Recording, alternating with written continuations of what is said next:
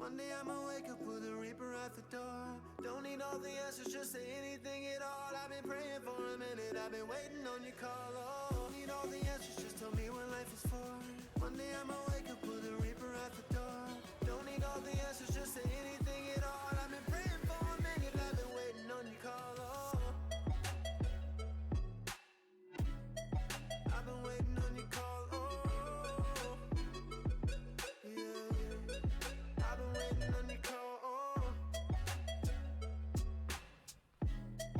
I've been waiting on your call. Oh, I've been praying for a minute, I've been waiting on your call. Oh,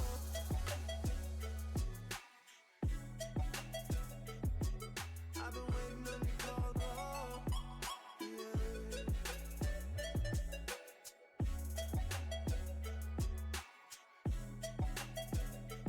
Oh, yeah. I've been so patient with you, don't you know? I've been so down with you, and you know it. You never come around, and I show it. Just give me one chance right now, and I won't blow it. I won't blow it. Oh, and you know, I've seen better days. Yeah, you know, I've been through some things. Yeah, I've been sending prayers through the roof. Oh, truth. Yeah, yeah, yeah, yeah. Don't need all the answers, just tell me what life is for. One day I'ma wake up with a reaper at the door. Don't need all the answers, just say anything at all. I've been praying for a minute, I've been waiting on your call. Oh, don't need all the answers, just tell me what life is for. One day I'ma wake up with a reaper at the door.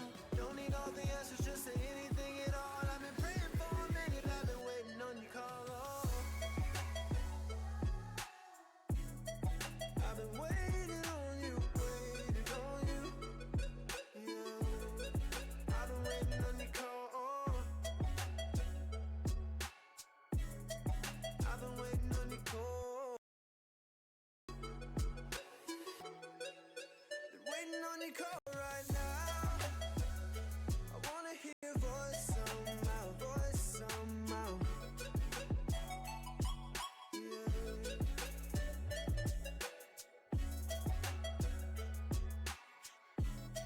I've been waiting all over.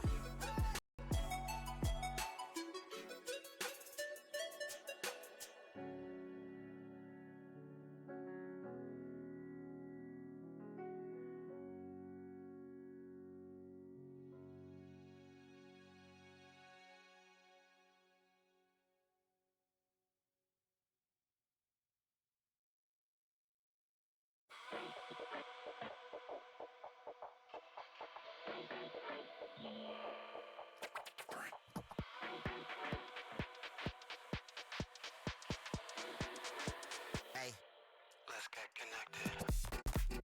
Connected. Connected. Let me be the calm when it get hectic. Let me be the one knowing you left with. Connected.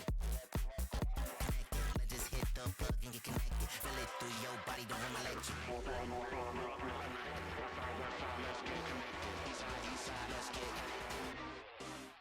If you feel the way I do, go make your move.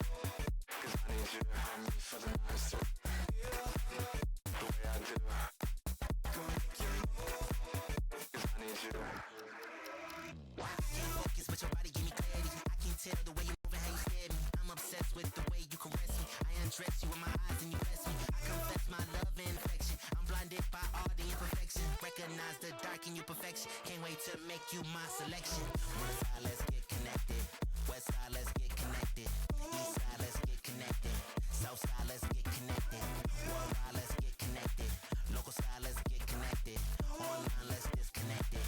Offline, let's get connected.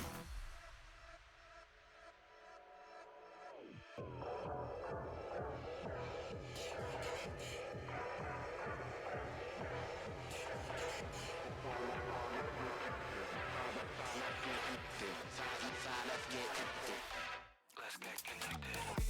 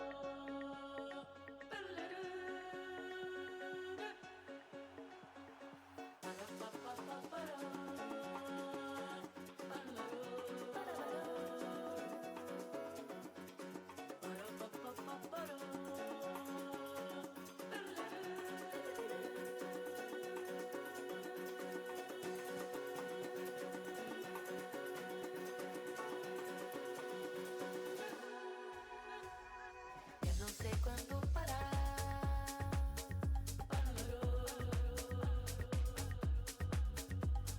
Só quando você voltar.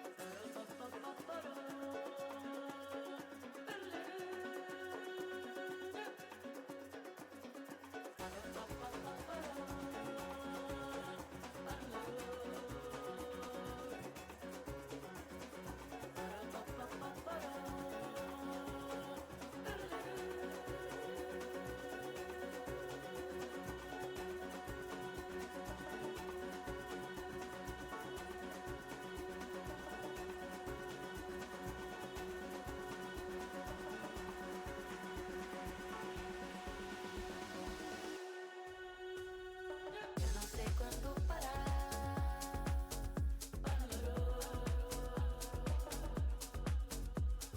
Só quando você voltar.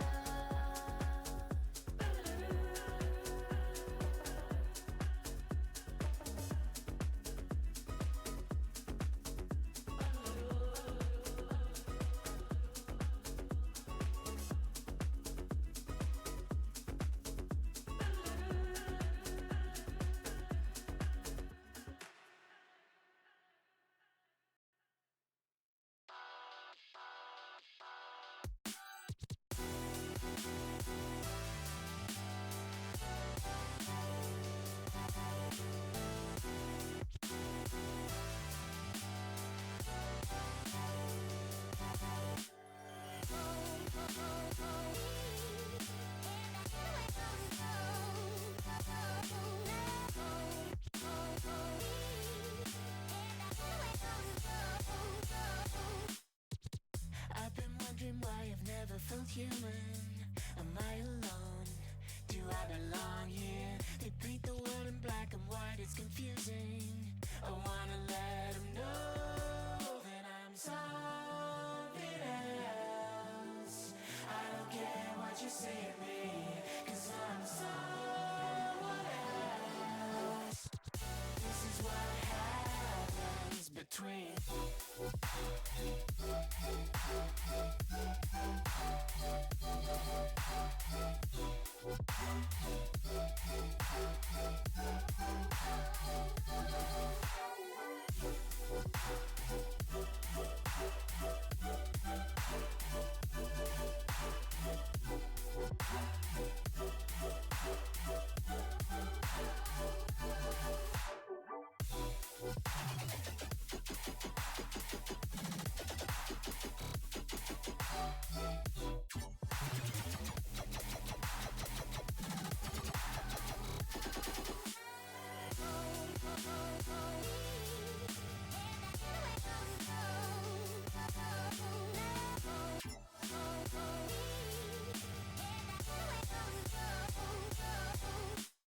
Zero, one, go pick your type. Don't think, just fall in line. What's the point of living life if it ain't even mine?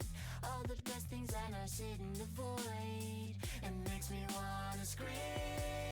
And I'm something else. I don't care who I'm meant to be. 'Cause I'm someone else.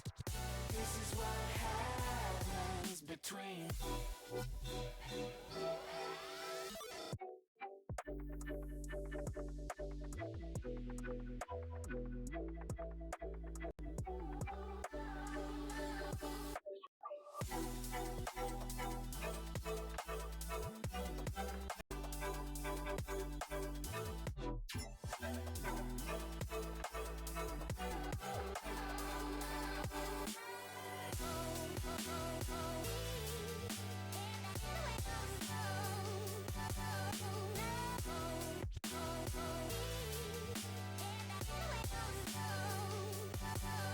I'm something else. I don't care what you see in me, 'cause I'm someone else.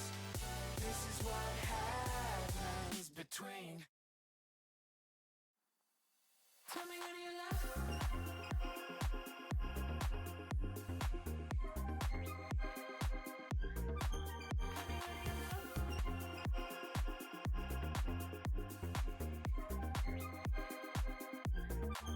Yeah, she's a looker, my only fascination. So come on over. She has me levitating. Yeah. Tell me when you love.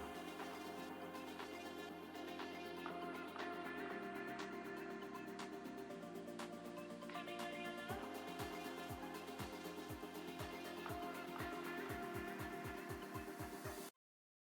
Tell me when you love. Could it be me? Be your fantasy. Tell me when you love. Could it be me? Be your fantasy. Tell me when you love.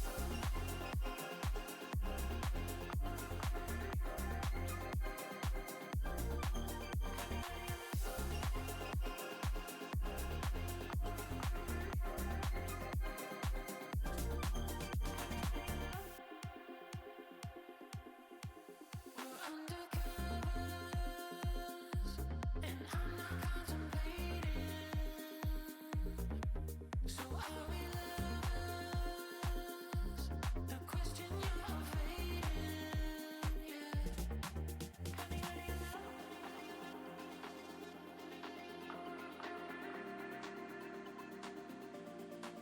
Tell me when you love.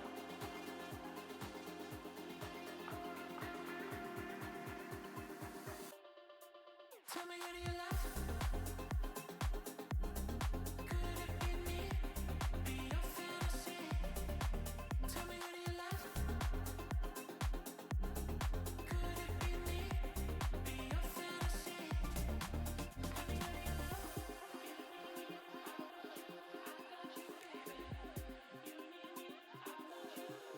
Tell me when you love.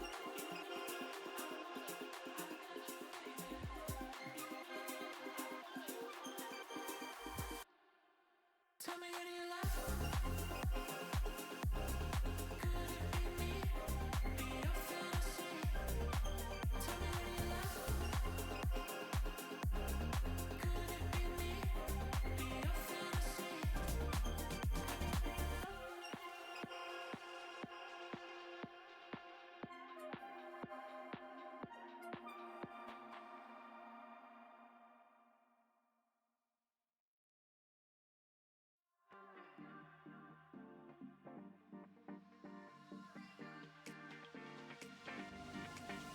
Your vision, one like in my digest try.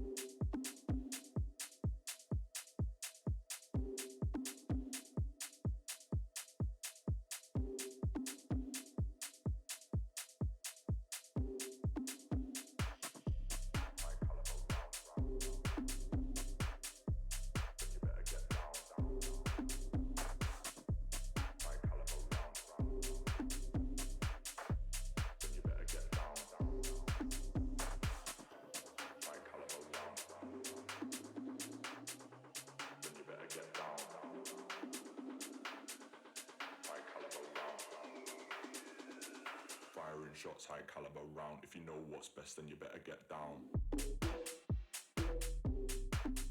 Down. Get down. Down. Better get down. Down. Get down. I wanna see you get to the ground. You're being held up by the UK sound. Firing shots, high caliber round. High caliber round. Then you better get down. High caliber round. Then you better get down. High caliber round. Then you better get down. High caliber round. Firing shots, high caliber round. If you know what's best, then you better get down. Down. Get down. Down. Better get down. Down. Get down. I wanna see you get to the ground. You're being held up by the UK sound. Firing shots, high caliber round. High caliber round. Then you better get down. High caliber round. Then you better get down. High caliber round. Then you better get down. High caliber round. Then you better get down.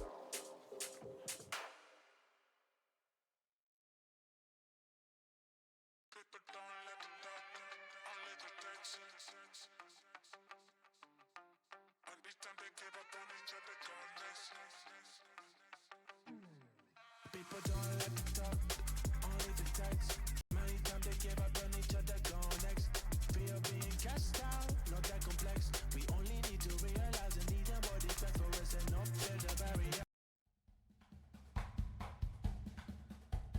Number 7, you know what that means. It's time to do or die. We have a thrilling set of matches on the table for you here today to not only determine seeding, but to determine who will be first in the standings. These standings mean quite a bit here on the day, as we have not only the top of the standings between Maryville and Winthrop, but we also have the lower side of the standings as well. So we've got Boise State versus Utah to determine who will make it to playoffs and who will be eliminated. My name is Orbital. With me is Ancient Angel, and we will be your casters for these upcoming matchups. I mean, this is a thrilling day, Angel. I mean, that feels like an understatement. Genuinely, when we talk about these teams and the seasons that they've had here in the spring, right? The first thing that we have to mention is the fact that this Winthrop and Maryville match is what we've been waiting for all the way since the first, and I do mean the first ever match in Division 1, which was Winthrop and Maryville in the fall. We're now here, the tail end of the spring, the last week of the regular season here in the spring split. That's the next time these two teams have met up since then. Boise State versus Utah is a whole different conversation, which we're going to touch more on later. But for now, I mean, we got to focus on the battle for the 1 seed here in the playoffs. Absolutely. Let's start with Maryville, a team that everyone knows, everyone loves, and some competitors hate. We got the whole roster coming in: Renz, Cloric, Ange, as well as Giza and Shondex, all 5 members of the starting roster, ready to shell out and frag out an Angel. All 5 of these players can make or break in their own specific way, which has made this team a predictable and unpredictable menace to their opponents. I mean, you talk about this team in the context of collegiate. If we gave one of these players to any other team in Division 1, it boosts their ability to perform, their ability to win and close out matches substantially. So the fact that we see all 5 of them together here on this roster, I mean, that's just something that we have to have celebrated throughout the entire year. Let's also bring into the fact that this is the first week in quite a few weeks that we're going to be able to see all 5 starters playing together in the server in quite a long time. And it's very much so deserved against Winthrop, right? I mean, this is a team who in their own right has gone undefeated throughout the spring, right? Both of these teams have yet to face a series loss. And the fact that Maryville has been able to be so consistent, the fact that we've seen highlight plays from players who are just substitutes, this roster has been flexible. This roster has been tested time and time again by every single team, but they always come out on top.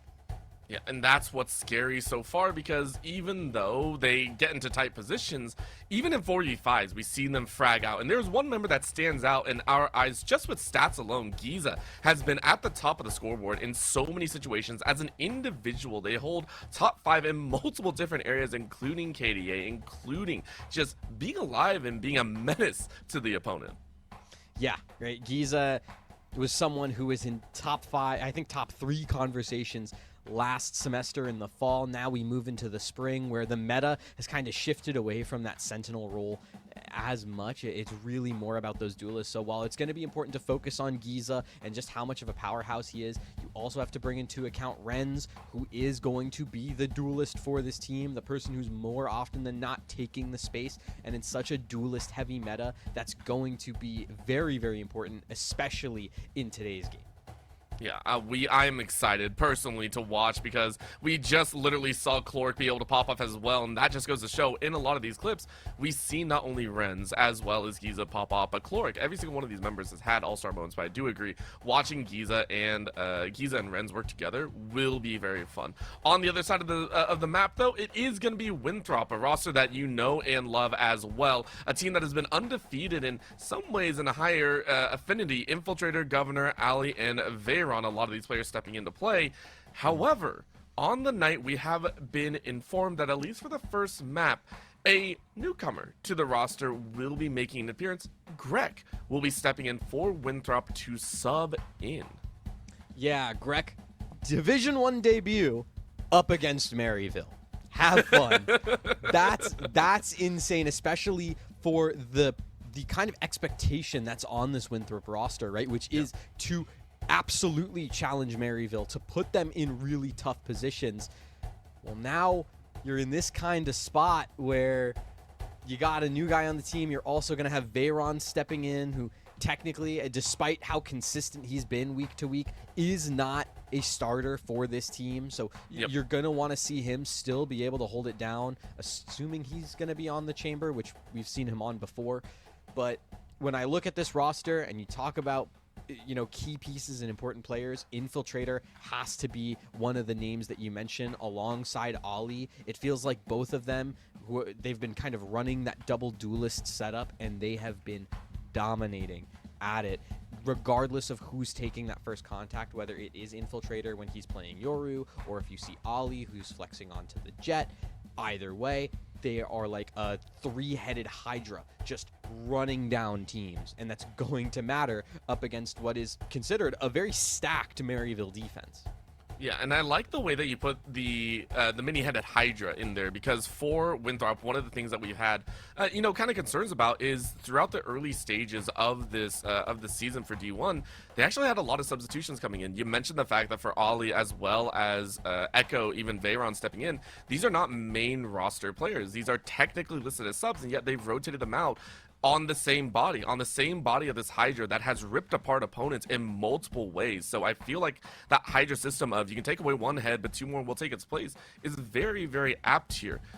But I also agree that against Maryville, you need the right heads coming in here. You need the main body. You need the entire system to work in tandem if you want to take them down, because by all metrics, if we're looking at a raw stat-wise throughout Division 1, we have seen Winthrop be near at the top. Do not get me wrong, but Maryville have claimed quite literally every single metric, whether by an inch or a mile. No, I mean, let's talk about this. This is just how neck and neck these teams are, but also just how good Maryville is at the same time, right? Their post-plant win percentages are the exact same. It's just Maryville has won like 1 more round, so it puts them over by like 0.2%.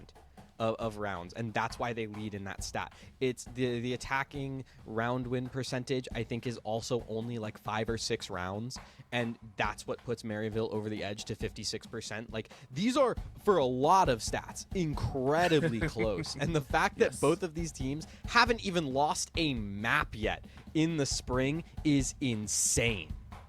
Yeah, I also wanted to point out, I was looking through some of these numbers, and, when we talk about Winthrop, they're very steady, they're very polished, they know how to play as a roster, they know the playbook inside and out. But for Maryville, we know them as kind of a flashy system, players that know how to step up. They're the only team, I do believe, that has a positive percentage rate in 4v5 conversions. I believe they are the only team that I believe was sitting at a 64% conversion rate in 4v5s, which everyone else was sitting like below 40%. So if we're talking about how these teams do stack up, it's going to be, yes, Maryville is also foundationally sound, but they have so much star power that surprises me. But by the metrics, all in all, Maryville will take the numbers game, at least. But you and I know, you and I have quite literally casted almost every single Monday night Valorant, and we know numbers do not always give us the full details. What really it comes down to are the players, how they're feeling, as well as the maps. And considering we've seen some of the maps see a little bit wishy-washy, some of the maps come in from out of left field, you and I have been told that we got some interesting ones. Havens to start things off, which is very simple, but then we go Abyss, Corrode, which Abyss has been, a third slot for a while. Corrode has actually taken secondary status for quite a few different teams, but the fact that we get Abyss as second map is a very interesting choice. Well, when we talk about the maps for this series, right, and kind of the interesting points around that is Abyss and Corrode are on their way out. Right, these are two maps that are going to be leaving the map pool very shortly, so it's kind of interesting to see them here. Whereas Haven's like at this point immortal in Valorant. Okay, it's never going to leave, it's never going to die, and the fact that Maryville still trusts this map so much, even up against a team like Winthrop, which let's not forget the Ollie clip on this map that exists where he got an ace in like 3 seconds. Yeah, something like that. This is not a map that Winthrop slouches on. We talk about Haven being a simple map. I think between these two teams, it's deceptively simple. It can get very, very complex. This is going to be an absolute barn maker of a first map, let alone Abyss and Corrode. Yeah, I mean, and not only that, you want to talk about simple. It's as simple gets. For all 3 maps, Maryville will be on the defensive end to start. We talked about their attack side advantages, how often they are able to clinch the rounds there. Even on defense, they're primed for some of these individual, defenses, whether it's plant, pre, or post, and they do so well in rotational value at the same time. So I am watching on the defensive end to see how well Maryville are able to kind of maintain their advantages here. I'm very curious to see if Winthrop are able to break through on their own in terms of offensive measures and what agents we're actually going to see. And this is also one of the rare times that I think you put it together, which you have always been very stat-wise, Angel, and I fully respect that, because this is the one series that, of these two teams, that we are giving Maryville a massive amount of praise, but we do assume that this is going to go all 3. Like, we assume this is going to go all 3 maps here. Like, Maryville is slated to win in our eyes in this all day long, but how close is going to be? Extremely close, we think. Well, and I like that you mentioned in their defensive rotations, right? Because Maryville's starting on the defense. Because that's something I was going to talk about, which is how good this Maryville defense is. It also stems from just how good of a read these guys have on the game. You will see them lose that first pick. It'll be a 4v5 like we talked about with those 4v5 conversions for Maryville. And the read comes in, might be from Chloric, maybe it's just from a little tiny piece of information that was given away to Maryville somewhere in the mid-round, but they always make the right read, stack the right site, and are able to win out a round. It is absolutely insane to watch them work their magic on defense. Then you start factoring in, like, just Ange being able to, like, clutch rounds randomly. Yeah, and that's also probably why. That's probably why their 4v5 percentage is so high, is because whenever Ange is, like, in the server, any 2v1, that's a Maryville round if Ange is the last person alive. Yeah, it gets to this point where Ange is just like this monster that we're watching, and it feels so. I feel like we're almost writing a script for them right now because we are leading into this. But I do think Winthrop, the main reason that we aren't is we do have to talk about this. They're a team that has been plagued by kind of roster movements. They always bring in a substitute. They didn't really harness their full main roster until I think like week 5 and 6 when we really got to see the full showcase from Winthrop. And I want to ask you, how much is this going to affect them with Greg stepping in here? Because I feel like there's even more weight than normal sitting on Greg's shoulders, where you're sat in this match in a map 1 of a very obviously it's not playoffs right now, but there's still a lot of pride riding on your shoulders here. And let's not forget, right? There is a level of security when it comes to winning this game, because that's going to be the difference between playing up against, I think, West Virginia or Stony Brook in round 1, or the winner of Utah versus Boise State. So very, very different first round matchups depending on who takes this game right here. And if you're Winthrop, you want to put your best foot forward. Is Greg stepping in ideal? No, because it's never ideal when you have to have a sub. But ironically enough, this is probably the game you should do it, because Maryville, you know, like we've mentioned in the past, they always play the game the right way. Yeah. Right? Maryville is always going to be a by-the-books team. They will always make the right call. They will always make the right read. And if you're a team that is as firepower heavy as Winthrop and as experienced as Winthrop, remember, some of these guys on this roster were playing at a tier 1 level and have since moved back to America to play in collegiate. Yeah. That has to be something, is the level of experience, the structure that you're coming into under this Winthrop team, playing up against another structured team. I'm not that worried. Am I expecting star power from Greg? No. But a guy who can play his role? Absolutely. You know what? That's 100% fair. If you can go ahead and slot in with the rest of the team with a Winthrop roster that we know has a very solid foundation of how to rotate in players. We've seen them quite literally slot in a sub. No difference in how well they play. 100% agree with you on that one. Greg, though, either way, I know can you play your role? Great. I want to see more. I know you aren't, Angel. I know you're like, hey, just do your job, and that's all we can ask. I want to see star power. I want to see Greg frag out. I want to see Greg be able to shut down, like, Shondex rolling in or Giza trying to step into that position. I want to see Greg give us some firepower. I want to see some surprise here on the day. That's what I want from a sub. I mean, this is the stage to do it as well. That's like the other side of the coin. If you're gonna make some noise as a sub stepping in, make it loud, man. Like, go crazy on the back end. Greg, this is your opportunity. Listen, this is your opportunity to go in and get this is your opportunity to go in and beat the Ollie clip. Okay, we're on the same map too. You're probably gonna be on not Jet, but that's okay. Just go in and do something absolutely ridiculous. Beat the Ollie clip. Prove that you're the best player on Winthrop. Step away with 100% like game win score over that would actually be Maryville. Crazy, yeah. if you went in and you were just like, yeah, now I'm undefeated against Maryville. Just walk away. You're done. Just walk away. Imagine that, and Maryville's like, nah, come back. You're sticking in for game number 2. Like you're stepping right back in. That reminds me of true. What is it? Is it? I keep forgetting what it's called. Is it like the unofficial belt or something like that that gets passed around in different competitive scenes, right? Where the champion, if you win worlds or something like that, you get the crown or the title. But then if you lose immediately in a domestic region, well, that team now has like the unofficial crown or something like that, and it passes around. That's all I can imagine right there. It's just Greg comes in, steals the unofficial crown, and then just walks off again. It's just like, I got no worries.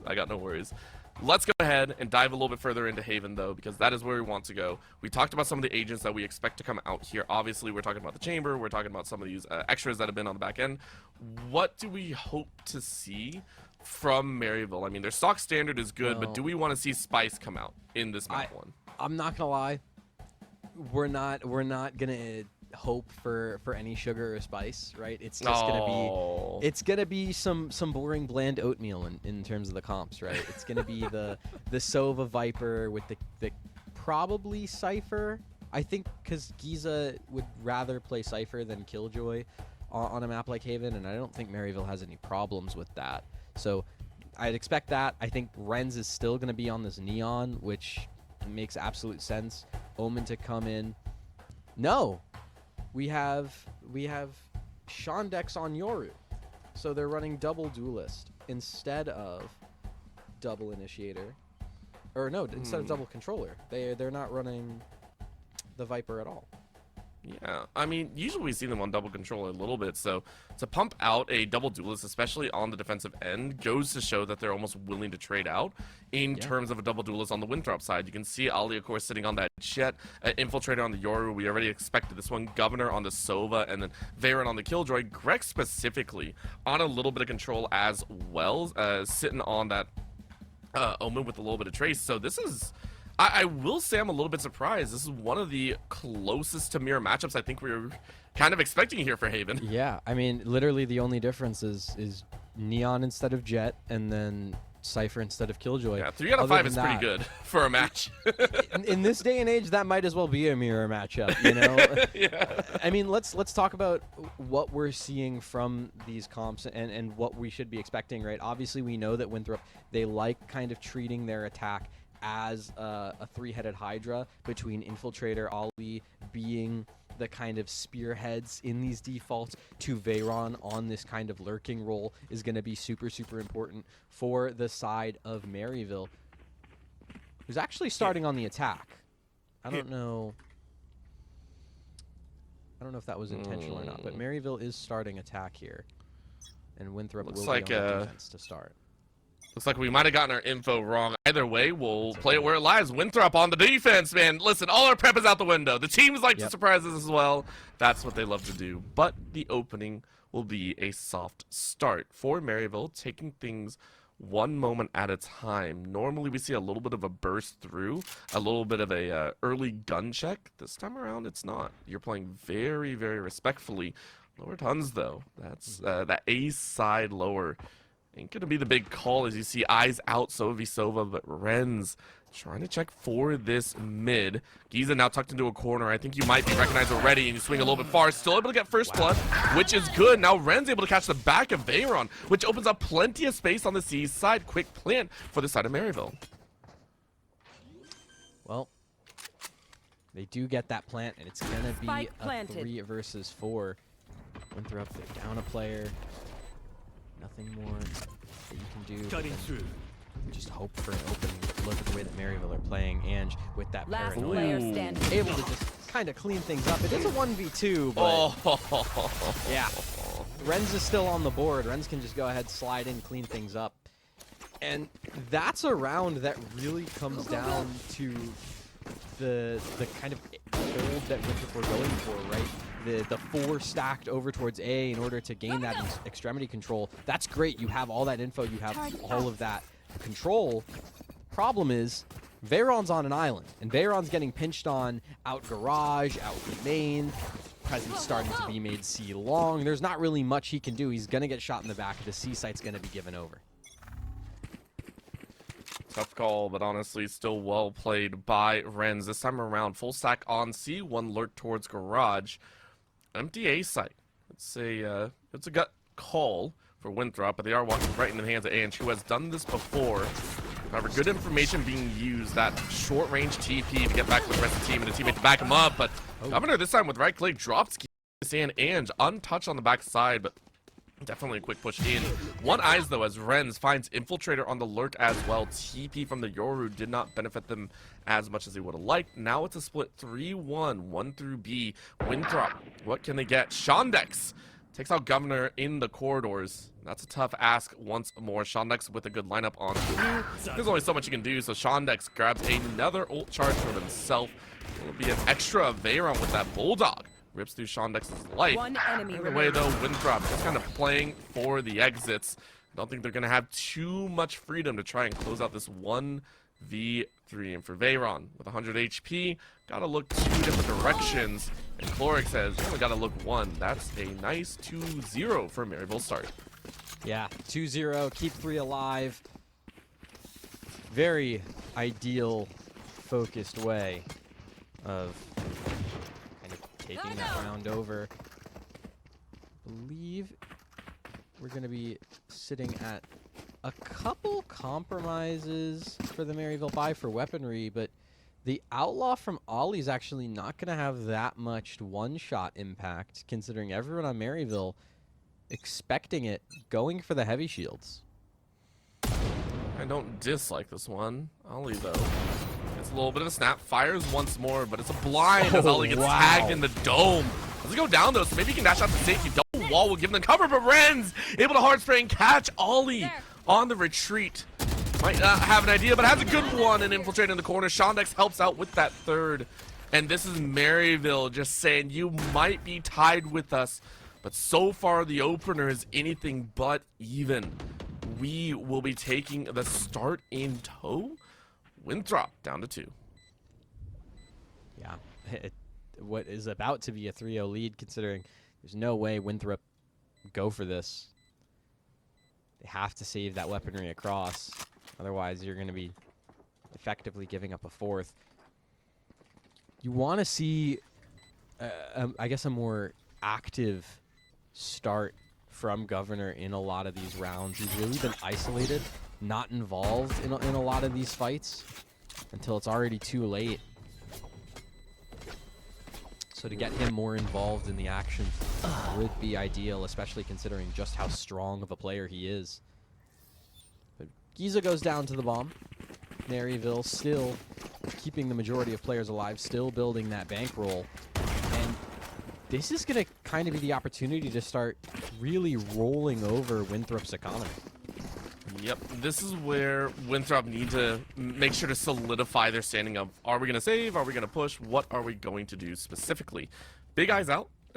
Greg, with the Bucky, might be taking a little bit of a short-range trip. Out of charges. That Omen might be pushing up that C-long side and trying to make some magic happen.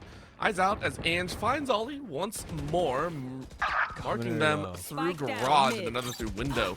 Governor was able to mark one on their own in a 1v2, but still lose out. Greg takes the chance, flying around the corner, and Shondex reads Greg like a book.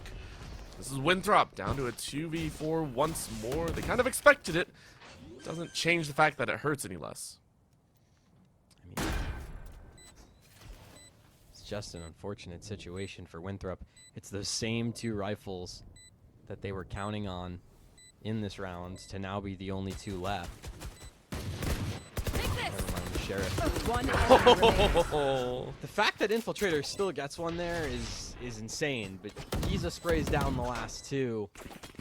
Maryville, I mean, we were expecting a barn breaker, and it feels like Maryville is just ripping the barn to shreds. Yep, this is... I'm not calling anything just yet, right? But this definitely feels like Maryville came to play very, very hard, and they understand what they're up against, and they're making sure that Winthrop doesn't really have an opportunity back in. Another gun round, though, for, I think, Winthrop a little bit more, and Ollie's going to try and push that envelope in their own way. Heavy push up C, no answer out from Maryville as they're taking a little bit more of a dive through mid. Contest, if you wish, through a long, Spike headed that way as well, but with the smoke, it'll deter them for the moment. C pressured, but not broken. That trip will not be snagged. It will not be tripped either way. That's a tongue twister of its own, but for Governor, lower side, meeting of the mind. Shondex doesn't spot anyone right away, but Renz is able to find the frag on the backside, which means Governor has to make a move. You're able to make a good move, though, but now you're blinded out, and there's only so far you can go. Renz able to clean out Infiltrator. There's no bounce back opportunity. Winthrop once again in the 2v4, and once again in a position where you're not going to be comfortable trying to find this defusal.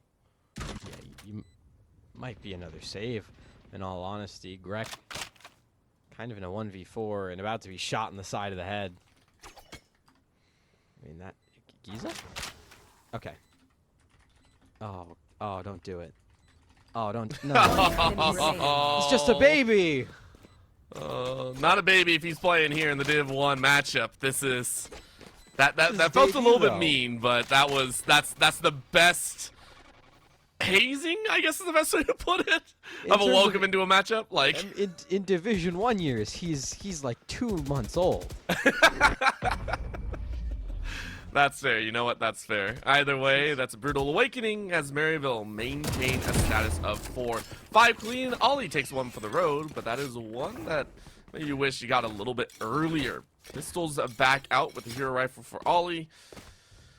Let's hope they can make some magic happen because Maryville are on a tear right now.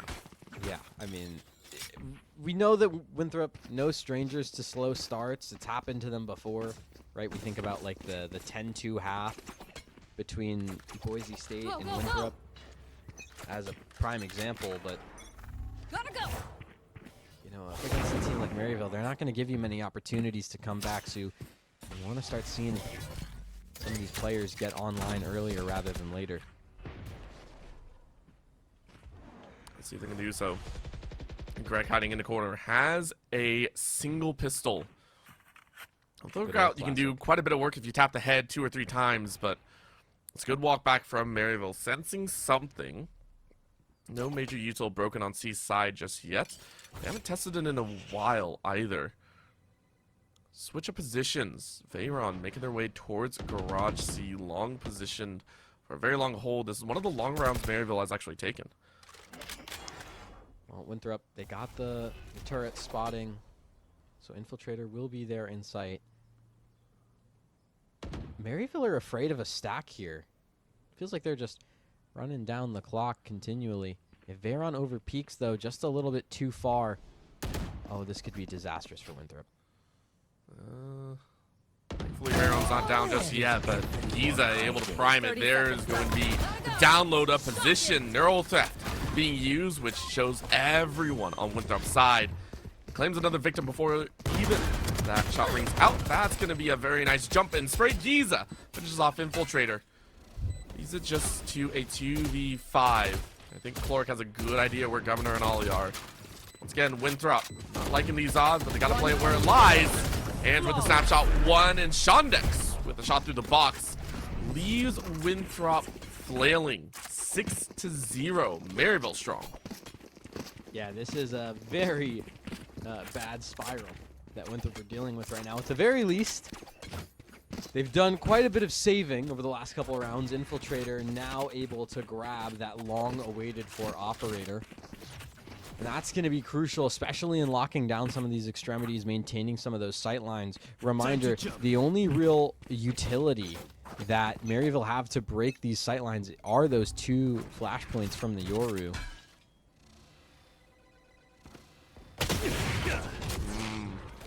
Or just win the fight. That'll also do it. They could try. Of course, nobody's dead yet, which means Renz is still very much alive to chase. That dimensional drift as well. You're just scouting everyone out. Giza reaches into Grek and steals away their life. C-side completely open, but this is one of the better opportunities for Winthrop to get that victory. 4v5 position. Snapshot 1 and 2 only does a mediocre amount of damage. Now in the mid, Giza is ready. B-site overrun. It feels like Giza was about to get a 2-piece. Good catch by Ollie, though, to save a teammate. 3v4. Will they make it happen? Renz on side of sight. Shondex winning with 10. Shoots that clone. Veyron takes advantage, but nobody checked Renz inside the corner. It's a quick dash to the body. Renz with the 2K, and Maryville up at 7-0. Yeah, guaranteeing themselves a lead at the half. They could go AFK. They'd still lead at the half. Go, go, go. I mean, this is a dominant showing from them. If you want to make the argument that there's some other chemistry issue going on, it could be that. Winthrop, though, someone needs to get online, whether it's Governor, Ollie, Infiltrator. It needs to come sooner rather than later. They're already out in A. That was a beautiful slide, though, Governor. For the first time winning out of this trade. Governor seems to have turned something on us. That's a 2K. Shondex answers back, though. Infiltrator's Maybe pushed that's up, what though. they need to, slow it down. Infiltrator now stepping up to play. Might see a gun barrel and catch a Shondex with util out. For the first time, Winthrop feel like they have an advantage because they pressured early. 3 dead along A main, and this is pushing Maryville into a tight corner. 2v4. Cloric is alive, can make something happen, but they need to get that plant down first. Draw out Winthrop. And they have exposed the gap in the defense, right? That B site completely open. Ollie's going to start to move over to cover. The problem is he's a little bit late. So the B site fully given over. Maryville going to cut their losses and just plant right here. Ange, filled in the space, wants to go for this. Ooh. I like that jump for sure. Knife has made some magic. I don't know where Greco's running to, just trying to give some information out, but Chloric is not giving away their position, which is, you know what Greg was hoping for. Nobody else has to die. It is Winthrop to get their first of this map. Thanks. Defuse the spike. We're just waiting on Ollie to get the ult point there. Just had to stunt for the B hopping. But Was that important? don't let the score distract you. This is still a very, very close two teams in skill level. They can hang with each other on any given day. And they can still put up numbers. And we're seeing it even now. So if it's Governor that has to step online for this team to make plays, you know, if it's Governor who has to get the entry plus an extra one before being traded out, so be it. But otherwise, it's just going to be Maryville. I love that Infiltrator has his own fan club behind him as well. It's always yeah. good to see everyone having fun, and this time, sometimes you got a buff from it. 1-for-1 ain't too bad, but it's a push by Maryville this time. Much faster plant on the A. Lockdown being used as well as the Hunter's Fury. Everything kind of being launched at the same time for Maryville. Just trying to clear that one, but it creates space for Ollie to mark out one as well. 3v3, one of the better opportunities they've had. Ollie looking far, but needs to look a little closer. Ange waiting in the opportunity in the wings and takes it. Can't get the second, but Shondex closes out 1v2 left. And Veyron from the heavens. Let's hope for a chance to see an angel, but no miracle will come down as Shondex stays grounded in reality. 8-1 is the count as Maryville keep their lead. I mean, let's not get it twisted. This is Maryville's map pick for a reason, right? We know they feel comfortable on this map. We know how good their comms are. We know how long they've been able to play this map as a core of players. So absolutely, we're going to continue to see them shine. But Winthrop, again, you're just looking for a spark of inspiration from any of these players. It feels like they're just being hunted at every chance.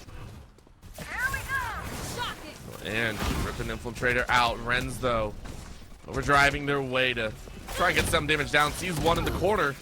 Governor is having none of it, though. Rocks Renz where they stand. Correct, unfortunately, falls. And Governor's on his hair with a 3K. 1v1 left, though, as Giza is able to make their mark.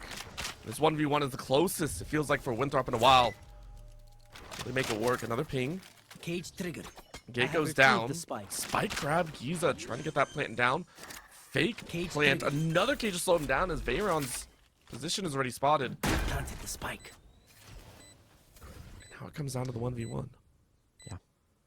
And Veyron right now trying to fake the rotation. Giza not buying it. Looking straight at that CT angle. And he will get that kill. It boosts that Maryville lead to 8 rounds the better.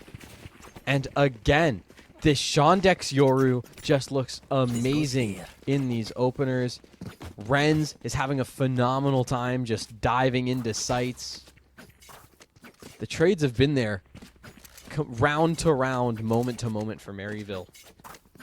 And Winthrop at this point just hemorrhaging bodies. That was...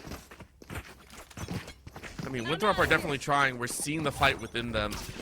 I do wonder if this is going to shift coming into map number 2. Renz, though, stepping in once more with that speed. Greg, though, getting close. Gets going on the board, but Renz with the bolts for the Phantom. Sings a whole different story as Maryville blasts their way onto A site and look for Veyron, the last standing member. Yeah. Position known. Great shot onto Ange, all things considered. It makes this doable, but the problem is it's Chloric and Renz, and look at the space that they have to work with. Renz is all the way in re-wrapping through their own spawn. And Veyron's none the wiser. One more to go. Renz really wants that chance, but realizes that He's they got gotta no play this clue. one a little bit smart. They got the time for sure, but do they got the flare, I guess? They're not worried about flare, they're worried about closing out double digits for Maryville right now, as they are looking at Last round primed before the switch. beast to take this map. Yeah, I mean they're wanting to speed run their way to Abyss is what's going on. I'm out of here. There might even not be a time. We know that there are some players on Winthrop that are running a bit late, and so they're trying to be getting into this game in between the first two maps. There might not be a chance for that to even happen. It's how fast this map has gone by thus far. Maryville now really trying to submit it. 11-1 on the horizon. Okay. And pulling a Ambitious. jump scare on Greg. Ren's able to refrag out, but Infiltrator still just trying to go for the big playmaker moments. Puts it to a 4v3. Ollie sprayed through the smoke, but Renz pops out for another. And eats way too much damage. Winthrop with the chase and a half are able to pull the last of the half. However, there's still 8 Switching rounds sides. deep heading into the second. Okay, well, reminder. Winthrop did pick attack to start the game. They didn't actually end up starting on the attack. Both teams just decided to send it as it was. But Winthrop's initial plan was to start on the attack here on Haven. So, if anything, this is their more comfortable side, or at least the side they were more confident in playing the full 12 rounds on. They have a couple rounds of room to work with. At the very least, got that last round of the half.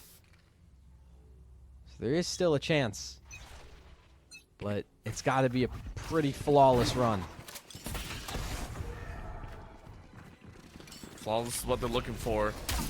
Big reason they got some of those rounds is for the speed of the game, and that speed is coming out right now. Ollie, quick tap number 1. Shorty gains some ground. 2 more is what they want, but they can't. Ange answers back. Shondex with a pistol to the face, and Greg with a jumping headshot. It feels like refrag for refrag leaves everyone a little bit blind. Maryville on their defense, though, are able to maintain with 3. Spike is down on A side as well, which is a big, big problem for Winthrop. Winthrop 1 lower, about to meet their mines, but that smoke covers their backside. Greg shouldn't have any information that they're currently flanked coming out of this entrance. Veyron with 100, trying their best, but Greg gets shot number 1. Brings it to a 2v2. Giza pops out, but at the wrong time. Veyron was looking, and Veyron taps to finish. It's a pistol win for Winthrop as they start this half off strong. I mean, remember, so much of that round was on Veyron's shoulders. The only healthy player left on the board for Winthrop in that 2v3 goes in, cleans up Giza, easy on that fight. And those last 2 players on Maryville, they were so low. It was kind of easy pickings. Winthrop, they take a much-needed pistol round in order to start closing the gap. Only 7 rounds the difference, and assuming all things go according to plan here, that turns to 6. I'm out of here. Well, Ollie has so many more things to say right now. With heavy guns in hand, the Guardians ringing sound. They'll recon out. Make sure to scan out 2 more along the way. Blocking sight. So put See ya. that box not enough space for Renz to stay. Fortunately, they are deleted from this round. Infiltrator does the exact same to Chloric, as Maryville already recognized that they were in a losing position, but we're really hoping for a frag or 2 moving into the third. At this point, Winthrop carrying 5 strong bodies on the A site. Yeah, they get at least 3 players here onto the site. And just been fully smoked out. At this point, Maryville really just trying to maybe grab an exit or 2. Shondex and Ange both very, very strong players in the late round. 1 enemy remaining. Ange gone. Shondex is just kind of just getting ready to die to the spike here. You don't want to give away any more ultimate points, because the last thing you need is for Winthrop to really start snowballing their way through.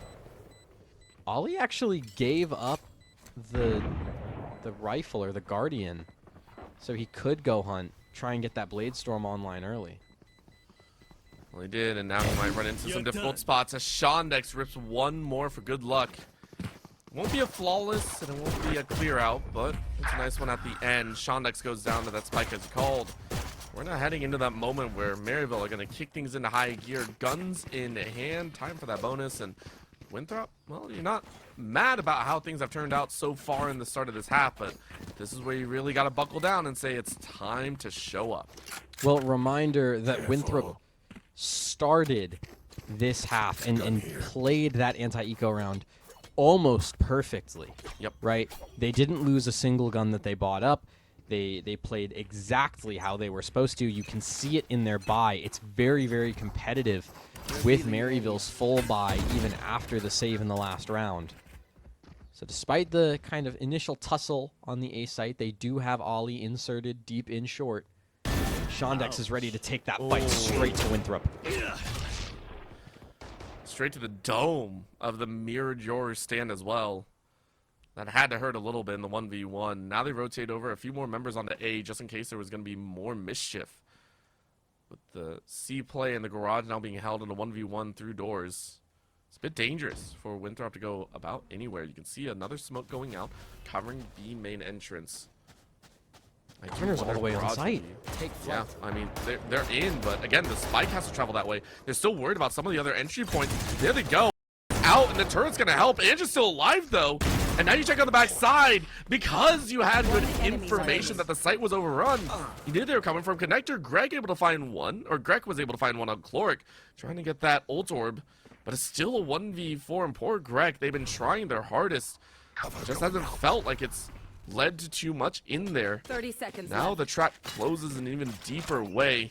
Cage goes one way, and Giza's like, I don't know what I'm doing with this one. Out they pop. Info shoulder spotted. And Greg knows not to pull that trigger, but Shondex says you don't have a choice. That will be the 11th for Maryville. Just two more to claim this map. Yeah, no bonus given over. Winthrop not able to convert. Instead, it's going to have to be the full rifles here. Thankfully, Ollie did manage to grab that Blade Storm, get it online for this round, because this is really the last chance for Winthrop. They're not going to have another full buy going into the rest of the game if they lose this round. Cutting through. Not only do they need to win it, but they need to win it pretty cleanly. Otherwise, Maryville is just going to increase their odds of converting their map pick of Haven.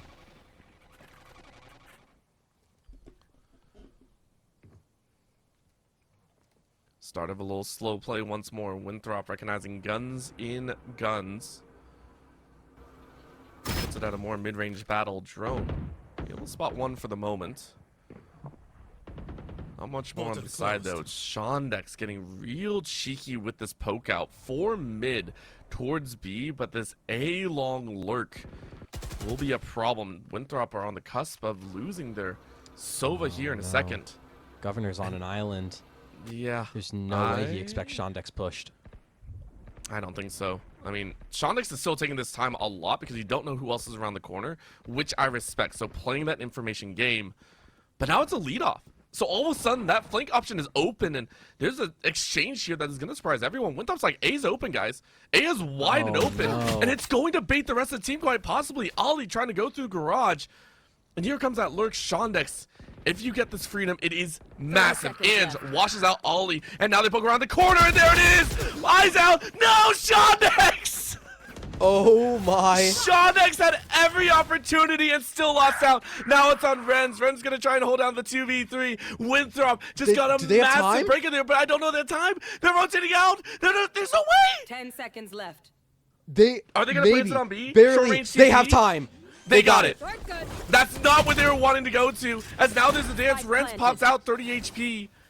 I cannot believe this is happening right now, Angel. This is the wildest turn of events. Pop line not going to work. Ren snags one. Teammate around the corner. Cloric takes out Greg. And in the spiral of the chaos, Maryville with a mission failed successfully. Cloric gets the final, and Maryville are on map point. My ult is ready. You failed. This is an insane run that Maryville have been able to put up here on Haven. I mean, we came into this match expecting a close game, both sides back and forth. No, it's just been Maryville every single step of the way, despite the amount of manipulation that Winthrop can do to the map, despite the impact that we're seeing out of Governor and Ollie. It's just not converting into team-wide success throughout many of these rounds. Maryville 8 chances now to close it out. And they're not a team to blow leads that often. No, they are not. Clark, though, wants to make something happen in a more definitive fashion. Hunter's Fury being used means that it's down for this full entry. Giza with the frag out, though. Go 4K! The door has been shut on Winthrop's face and more. And now comes the dance of freaking victory. One more Winthrop member, Veyron. A story as old as time. Poor Veyron is the last one alive, and Giza really wants that ace. Look left, you're going to find it. Veyron gives their spot up. Now they chase around. Giza ace to close out map 1 as Maryville looking like a sure deal. Who else but Giza to close out the map for Maryville? And reminder, we talked about a little bit in the pre-show about Giza being like top 5 and like half the stats in Division 1. Well, there were only 2 players that were consistently ahead of him in those stats, and one of them was Ollie on Winthrop. And so to put up that type of performance that we just saw from Giza up against the guy who's ahead of you in the stats, I mean, that is just phenomenal work from Giza, and also Maryville at large, who just completely dominated their way through Haven.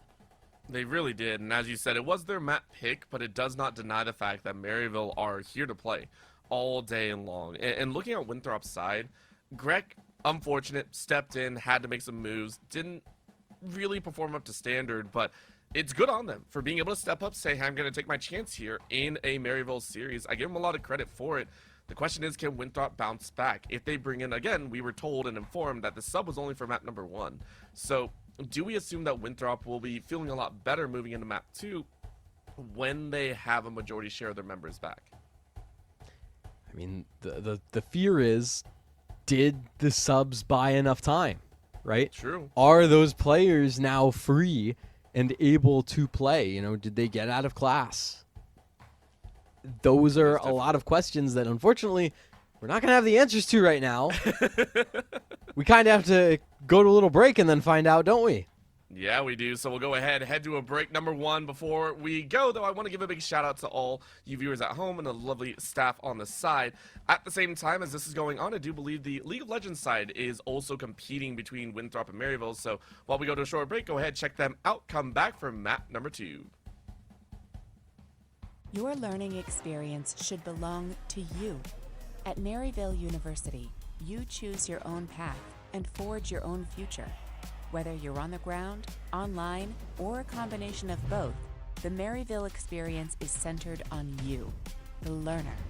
As a leader in innovation and technology, we are prepared to take you from learner to earner and back again.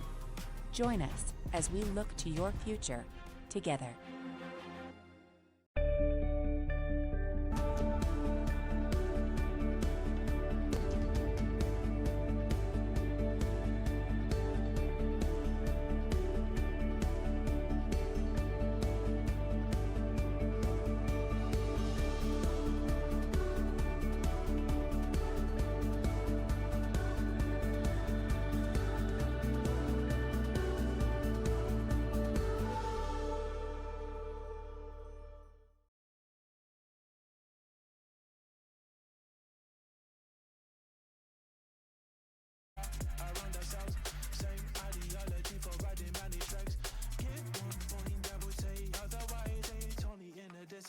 Another bigger price. So when I picture you cry on my shoulder, this might be the biggest showdown in my soul. Not trying to pull ya, but all these ideas in my head are getting me to falter. Oh, you sending me a big paragraph saying contents I made when I left home, red fair and square. Yeah, I guess I'm alright now. Drenching my mind in the alcohol and everything is blessed.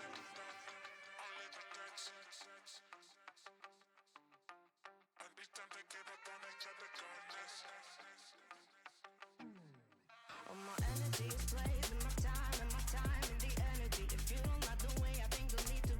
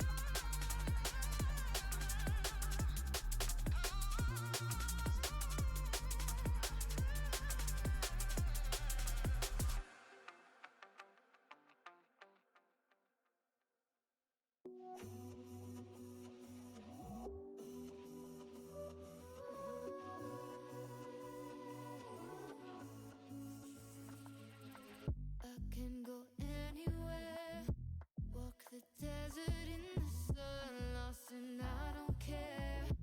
I'm feeling lighter, lighter. At the finish line, you can't cheat me now. Flying like a satellite, I'm so far away, can't get me back. You wanna take it in my mind, cloak and dagger, snakes and ladders. Thinking of the reason why it's always the weak ones who attack. You got nothing else in life, it's all that matters. Snakes and ladders.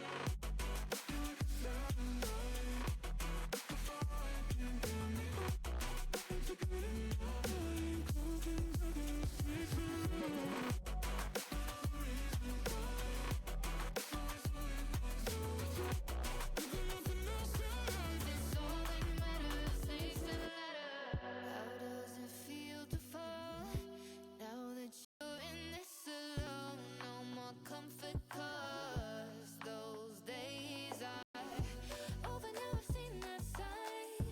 Can't believe I let you wear down. All the memories unwind, taking me higher, higher. Past the finish line, you can't cheat me now.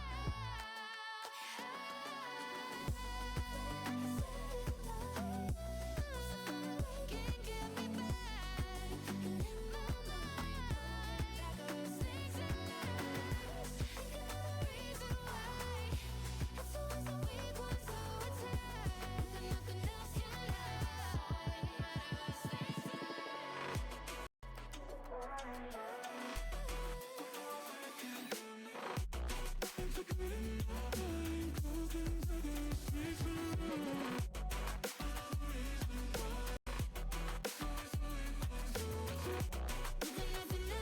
last. It's all that matters. Snakes and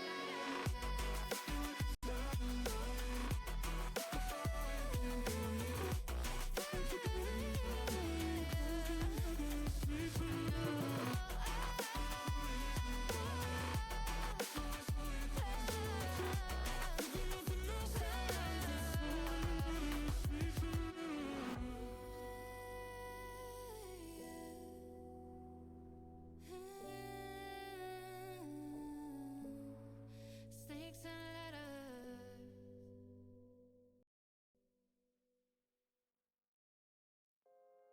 Nobody knows you like I do. Nobody knows you like I do. Nobody knows you like I do.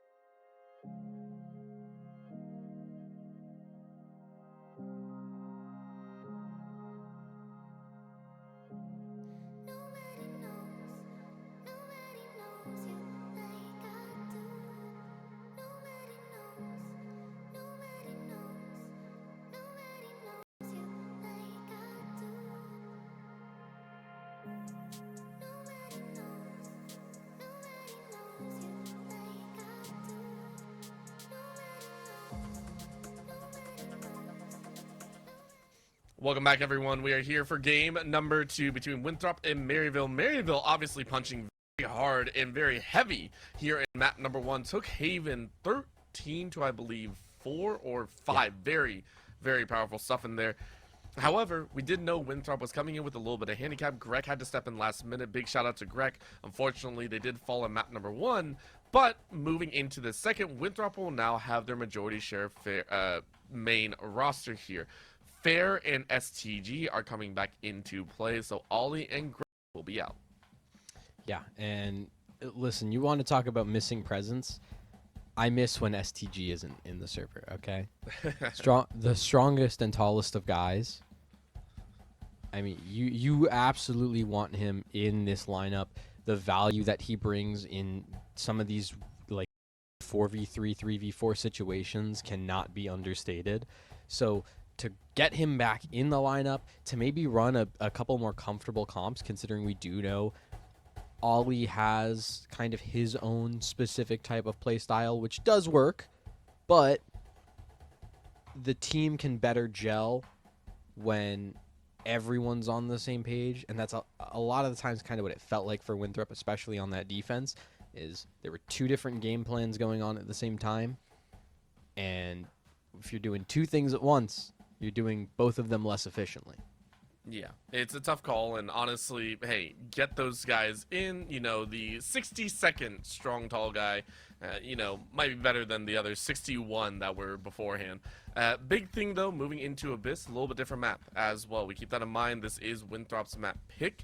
They're going to be trying to work this one on the ground. We'll have to see if Maryville will actually be on the defensive side like we believed. There are... You know, we were given this information, so we hope it is true. If not, then we'll see a little bit of a shift. We'll see that shift back for Maryville on the attack, this side that they know and love. Well, either way, it's still going to be the double duelist out for Maryville. They're running Shondex on that Yoru basically full time. Winthrop, though, this is the comp that we expect from them, where you're just running your attack and your space taking through Infiltrator. What I love about this setup and this layout of 5 for Winthrop is the strength that Veyron brings on the chamber. It's very easily his best agent. And also with STG stepping back into the main lineup, it's the fact that he gets to be on the KO on this map, which we already know he loves the KO. It allows him to play for himself, make plays for others, grab information, bring firepower, everything. Time to jump. And this is Winthrop's map pick, so if there's any time to come back from a 13-4 loss, it's going to be now. Sounds like time for sure. Shockbolt leaning behind Infiltrator to start, waiting for a star to go down, but it's quickly dispersed. Quick shot once more on the shock, not really landing anywhere, but Governor and the rest of the squad are able to bounce on in. Veyron helps out with that headhunter. Very nice and smooth so far from Winthrop. This entry looking real good. Completely smoked out all the high grounds, which means STG gets a shot on Maryville. A fine day. Chloric able to rip one back in their own favor. Sees a foot, but doesn't hit the head like Infiltrator does. Low HP on 3, but for Winthrop, that's all you could ask for. One more body to go, and they will get it. Good pistol to start for Winthrop. Yeah, this is the comeback that we were kind of expecting, and it's good to see that both STG and Fair are ready to go. They don't need any time to warm up into this game. And you can see now the anti-eco being prepped and readied. Nice little sheriff in the hands of Giza. That still might find a fair bit of value, as Winthrop do have their eyes aimed at B. See if Giza gets scouted out. Last player standing. Never mind. Flawless. Don't even give them the opportunity. I haven't seen that in a hot minute, but that is a way to go ahead and clear it. One of the unique factors to Abyss is being able to pull that off. So go ahead, reset, get moving. That's what we look to see. So looking at this anti-eco done, yeah, the bonus. Maryville, guns in hand, pretty popular on that end as well. Yeah, in all fairness, it's not the most unoptimal play that you can do, sure. You're not able to get any damage done onto Winthrop, but you do deny all of the money from planting the spike. You deny any sort of kill bonuses that players could get. Not the worst thing ever, but he's has now been spotted out. He's now being hunted down. And that hunt down is way too easy. SCG runs him through. Batondix is ready with the gun. Fires on for 2. Brings it to a 3v3 after the earlier frags. And Maryville, wondering exactly how that panned out. Winthrop hiding inside of that smoke. Spike planted. A few more than others. 2 through long, but take a look at this. Hard flank from T-Spawn. Looking to that window side, and Ange might not be aware of it. Chloric looks right, looks left, sees another body. Really getting close. Taps 1, looks out on the side, taps 2. Freebie, Governor on the swing, and Chloric wipes them out. Really nice by Maryville as Chloric leads the first back for Maryville's side. Look at Chloric just dancing, bro. He's vibing to the EDM. Oh, he's Yeah, emoting. get high. He's emoting on them. We love it. That's the way to get it done, though. Listen, Maryville, excellent job of understanding where Winthrop is. The fact that Winthrop was going so fast over towards the B site, they knew that there was going to be a very weak flank hold. And in this case, there wasn't a flank hold at all. So IGL, Big Brain Chloric gets to capitalize thanks to the safe watch of Ange. Winthrop, they're on bigger things. Veyron, operator in hand, ready to go fight out towards mid.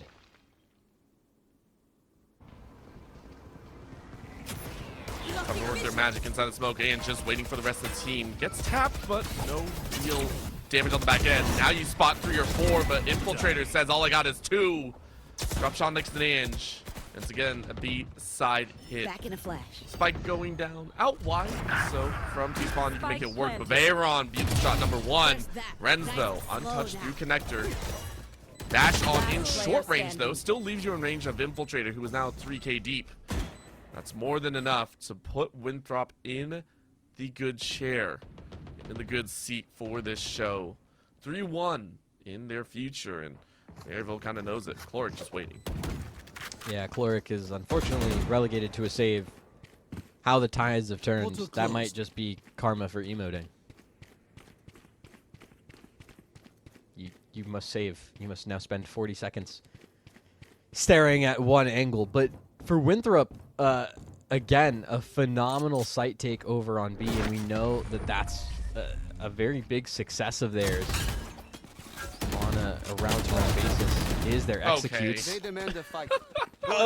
Scary, but Chloric can walk away with the rifle saved at least, and that buy is gonna be interesting for Maryville because Chloric is basically gonna be on no money, and everyone else is gonna have just sheriffs.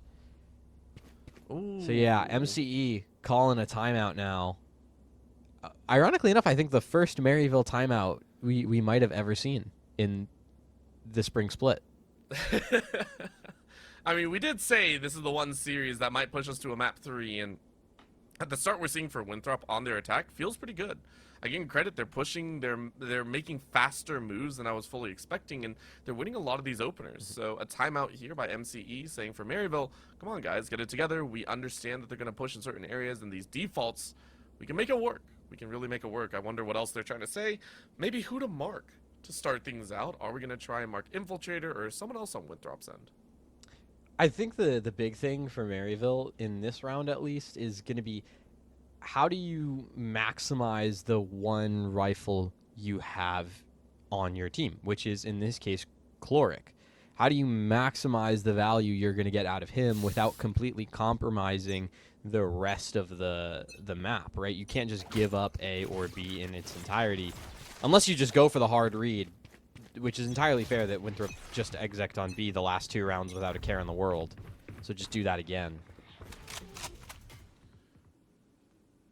Through mid will be one of the first times we've seen a very interesting option by Chloric. Chloric, who has popped off in more ways than one. Taking a little bit of a chance. Now sneaking out. Might hear some footsteps on the top end, but not sure if they're willing to push it. Main is also populated by majority share of Winthrop, as that's the call so far. But I mean, all the mid space that Chloric has here is huge. It's going to allow for a lot faster of rotates for Maryville on whatever site Winthrop so choose. In this case, over towards A. Giza's alone on an island, though. There's another shock bolt being used, so a lot of utility being used just to ensure Winthrop get a clean entry here. How clean will it be as a whole is the question. Haven't spotted, but Giza was ready.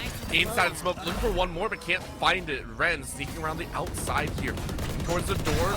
Walked right by a teammate, but Ren's with the one click. Able to tap one before diverting back. Shondex helps save the teammate. And Winthrop have run into a brick wall of sorts.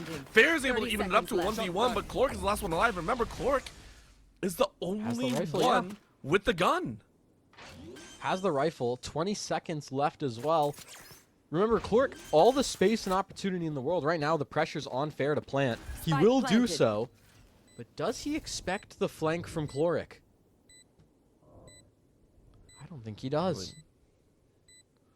I mean, it's good rotate. Good information travel, but now it's a look and a peek. It's all down to a near 50-50. And Fair knows it, giving no information out. But Cloric senses is not going to check the backside corner. No it's a star position! Oh, Fair, you had the right idea, but just the timing did not go your way. And Maryville will grab a thrifty round for themselves, courtesy of MSI. There it is. MSI thrifty for Maryville off the back of the IGL Cloric, as well as some very nice shots out of Renz. I need a drop. Unbelievable. Thanks. And that is a complete momentum halter, too. Yeah. Timeout successful from Maryville. Winthrop. Economy not the greatest. It's going to be that weird half-buy situation. Shondex now gets rewarded with the operator. Camera taken out. Immediate Hunter's Fury use in towards A main. Nice little lock. That's going to reinforce the B site, though. I feel like they have the extra space. With Shondex posted up towards mid, you can keep two players, specifically Renz and Ange, over towards this B site. And it's hard to execute onto a site that Ange is holding. We know how good of an anchor he can be. Absolutely, as Shondex. There's a little info on the peak side, but that dimensional drift is just so powerful. Quick Hunter's Fury slows them all down on the entry from Maryville's end. Winthrop have to take the slow road in. Ange was ready, though. On the mark one, there's a sign. Shondex rips SCG apart. Dimensional drift still giving a lot of information back, as well as Clork is trying to make an advance on it. Not able to do too much, so Governor gets the spike down. The 3v3 is a whole different story. Clork with a great flank number one. Almost shoots his own teammate's clone, but just trying to pepper the box a little bit more. Now with the cross, Giza sees the body of Fair. And Shondex rips him apart. Two for Shondex on that operator. And Maryville will tie it up at 3. It feels like once Maryville got the guns in their hands, they were ready to play. Being said, it's not all doom and gloom. Remember, Winthrop, we're on a bit of a weird compromised buy. So, in terms of the money, should be better here. You can see Veyron on that operator, only a couple away from the tour de force should they need it. STG is going to have the null command ready. That A site, it does feel very tempting, doesn't it? You just go in, execute off the KO ult, completely clear out the space. Shock dart. See if they can do a little bit more here. That's going to be snap number 1. A little bit of a dart just to try and excite the opponent out. For Winthrop, trying to figure out exactly what went wrong. How are they going to mix it up? And scouted out. Governor trying to make use of that drone, but it's not going to go their way. Instead, gonna watch as Maryville just plays a long game. Renz transporting back, making sure to stay safe with the rest of the team as Winthrop are still biding their time. Yeah, Winthrop playing this very slow game, but Maryville not a team known to really push out aggressively on defenses, at least unprovoked. They're willing to let Winthrop fall into their sight lines. Very slow trades of utility, but look at the timing Clork's taking in mid. Huge kill. Picks off Infiltrator. Mm-hmm. I think he's ready for Governor, too. I think he is as well. I mean, 30 seconds left. You know they have to rush. 30 seconds left. Easy. Trick shots. Walking into so much. Giza with timing number 1. Shondex drops Veyron with a little sneak peek drop. That hurts. You were hoping to get a 1 at least, but now there's no entry that is safe for you. At this point, you just got to kind of take your licks as they come. STG watches Flash go down, gets Cloric on the back end, but you've already lost the round. Here, a couple footsteps on the end. STG, pop flash, aims out. Second time, is it going to work? Double dash in, and STG marks them all down. Fair, rips Giza apart, but it's still a 2-for-1 at the end of the day, and Maryville will take that round. After a tough couple openers, Maryville right back in control with 3 in a row. At the very least, they keep that operator over into another round. It's either going to be Governor or Veyron holding this here in round number 8. Could very well be Governor. Ends up being Veyron. Makes sense. You want the guy who can use the rendezvous and just get out of dodge to have the very slow fire rate gun. But this op fight in mid, Shondex and Veyron. Good utility usage, or else Veyron would have been dead to rights. Concealment. Once more, B-side hit. We've seen this happen quite often, obviously. Winthrop trying to feel their way in, but this one's a little bit harder push. Variable, of course, no major burst on the back end because mid is covered. So it's all on Andrew, the rest of the squad to hold it down. Good spray number 1. Only gets 1, though. Shondex able to help out the teammate. High ground cover as Ren peppers fair through the back lines. And with 4 eliminated at the cost of 1, it's a huge dub for Maryville as it got the spike holder as well. Yeah, and at this point for Veyron, try and maybe get 1 before you save. There it is. Watch them run when lit by my sonar. That's Cloric when we strike. Cleans it up, makes it clinical. 5-3 lead, and they show no signs of stopping. We'll have that tour de force in the hands of Veyron, so still full buy across the board. And that is the value you get with having a chamber. But this is really where we start to get into the nitty-gritty with these ultimates, right? Null Command hasn't been used yet. Astral Divide You want on to both play? sides. Let's play. All right, now the let's play call is out. 2 to 4 is ready to punch through anyone that makes the wrong move. For Winthrop, once again, taking a very slow start, covering the entirety of mid, though. Now they have the option to go just about any direction. They gotta close out Giza first, who is waiting off on the wings. Cosmic Divide being used. That spray, Infiltrator is gone. First lurk denied. SCG and the rest of the squad, though, are they gonna make this work? Shock lands 1. Governor making a lot of noise here. Gets the plant on the bridge. They're gonna try and walk back, forces Cosmic Divide rush, but there's 3 on site right now. Maryville ready to take advantage. Down goes that wall. Giza peeking out on the side. There's the other. Good call out, and now it's in their favor. You see an arm. Giza takes advantage, and the rest of the team is there. Shondex takes Governor out. And the defusal is perfect. Winthrop gets outmaneuvered on their own maneuvers. And there's not much that they can do there. Well played as the rest of the teammates go down, and Maryville sit comfortably at 6. Yeah, now Winthrop, I mean, that was a round that you really needed. This is the timeout being called by Slow.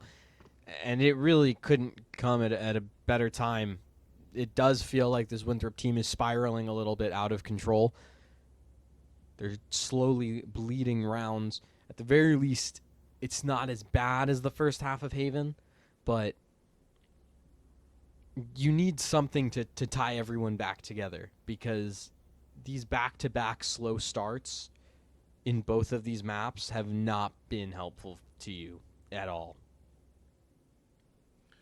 They really haven't. And for Winthrop, it feels more like they're just kind of grasping at straws. You can see a couple of Maryville members getting up, stretching a little bit, saying, okay, guys, what can we do next? So far, we've taken control back of this map. For Winthrop, it's all about, well, do we want to try and play this a little bit more lengthy again and go against your wishes here on this one, Angel? Like, what are the options for them right now? What do you think is their best option to try and get these rounds back?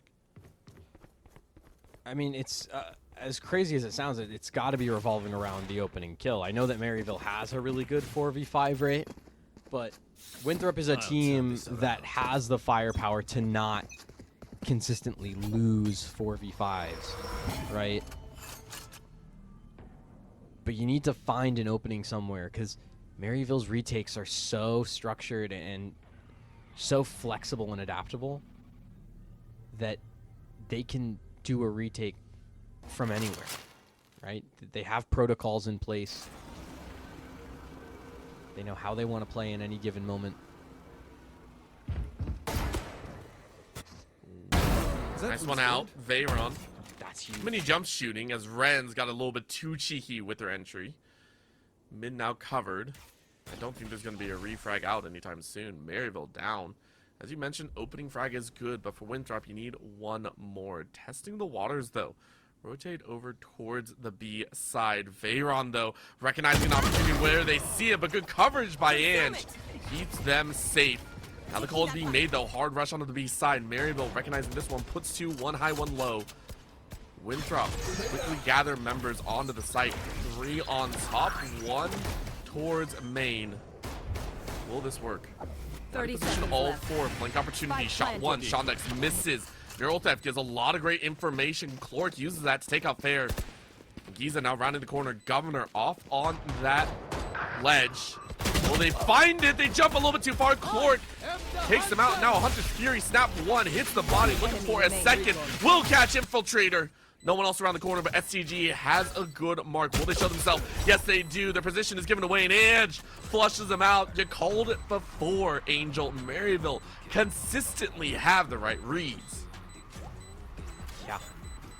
Even with the opener gone, Maryville always know how to manipulate the map to win in that retake. That's how strong of a team they are. You have to constantly be aware that Maryville is going to try and exploit any gap they can find. You see it in that round where they were able to pick off Veyron and then the flank comes in. No matter what, this team is just so smart. And Winthrop backs against the wall, desperately trying to grab 5. Keep themselves in a decent standing moving into the next half. See if they can do so. Hunter Fury's out from the other side. SCG drops friends like a hot sack of potatoes. Infiltrator does the exact same. There's the aggression we were waiting for, though, Angel. We said for Winthrop, the slow play never really felt like it was theirs. However, they got renewed sense of aggression and confidence. That timeout, as well as getting guns in their hand, feel much more awake at this current time. 3v5, a little more difficult for Maryville. No neural theft. Come around. There's a shock bolt and a half. Infiltrator gets the call out, takes the 3K. Shondex rips SCG away. It's only 1 out of 4 for Maryville. Might have to drop this one and say, okay, that's our loss. It's not too bad. We're still sitting on 7. Yeah, they still have the lead at the end of the half. They're still more than prepared for the sides to switch. For Winthrop, though, it's a sigh of relief. This kind of felt like the round that if you lost, that's a real statement made by Maryville, but you're able to convert. You keep things simple. Execute, keep chamber, in this case Veyron, posted on the flank, deny any sort of weird kind of collapse from Maryville. So you keep things solid. Maryville, because of their win streak that they had over the last several rounds, they're able to still maintain a full buy with the operator saved over from Shondex. Here. You have to hope that the execute can get it done again. This time, Infiltrator, Dimensional Drift over towards mid. It's going to gather some crucial info. Who's next? Call out Shondex. That snapshot doesn't really work. Now inside of that smoke, Ange is waiting. Here's a couple bodies with the walk on forward, but the space is given. Ren's with the shorty. Where did that come from? Jumping on through SCG and Fair, trying to do their work.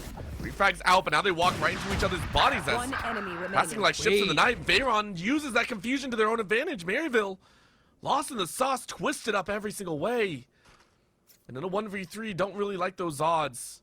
And Veyron, the cover of night, the cover of confusion. One last shot and they will find it. I don't think that was meant to be, but it was a made-in-style Winthrop. Switching sides. With a silencing round 5 to bring this to a very close first half end. Yeah, listen, 7-5, you're absolutely going to take that if you're Winthrop, especially because this Abyss defense, it is very, very decent in terms of side preference and all the individual map win rates. Abyss defense is going to be totally fine to work with, especially with how close this half was. But you talk about the middle of that half, it got scary for them. Knowing Winthrop, though, back on pistols, and prime opportunity to even things up. Treat it like the first map never even happened. I think that's the best call for Veyron. It's all about being given that opportunity, given that space to play on the shell game. Renz, though, stepping up very, very close to the forefront. Huge hold on the utility, but it's not going to work. Now you pop through the smoke. 1-2. Renz! What a monster of a start. That is how you kick off the second half in style. It might not be the most explosive multi-frag that they have, but it's one to start off this half in a sorely needed way after Maryville lost the last two. SCG, he's able to answer back in kind to hostile detected. Shondex makes an answer to the Maryville side. Veyron with the refrag. Winthrop 2 left alive, but only so much you can do. Time being played. Chloric has yet another. The finish by Ans will clear it out. Maryville take the pistol. I mean, what a round from Renz. No worries. What a play. Goes in, shorty in hand, through the smoke. 1-2. 2 kills. Gets out. Completely resets the round. With just such an insane advantage for Maryville. And you're going to feel that if you're Winthrop now, forced onto the couple upgraded pistols, maybe a Sheriff, maybe a Bucky in there. Don't miss me too much. Here we go, next round. That's going to be a drop on down, and Renz cannot get a handle on a Governor with a great denial of space here at the start. I think for Winthrop, that's actually a really nice outcome. You deny Renz that early frag. You also put Renz on a low HP. Take a look at the HP bar. It's very, very deep down there. And it also opens up for Veyron and Infiltrator to find marks of their own. Veyron steps up a little bit farther. This time loses their life as Chloric gets that victory. However, it's a moot point. You're still down in the 3v4, and Maryville don't like those odds. No. To be fair, though, Maryville always going to be available and around. You can't really count them out until it's over.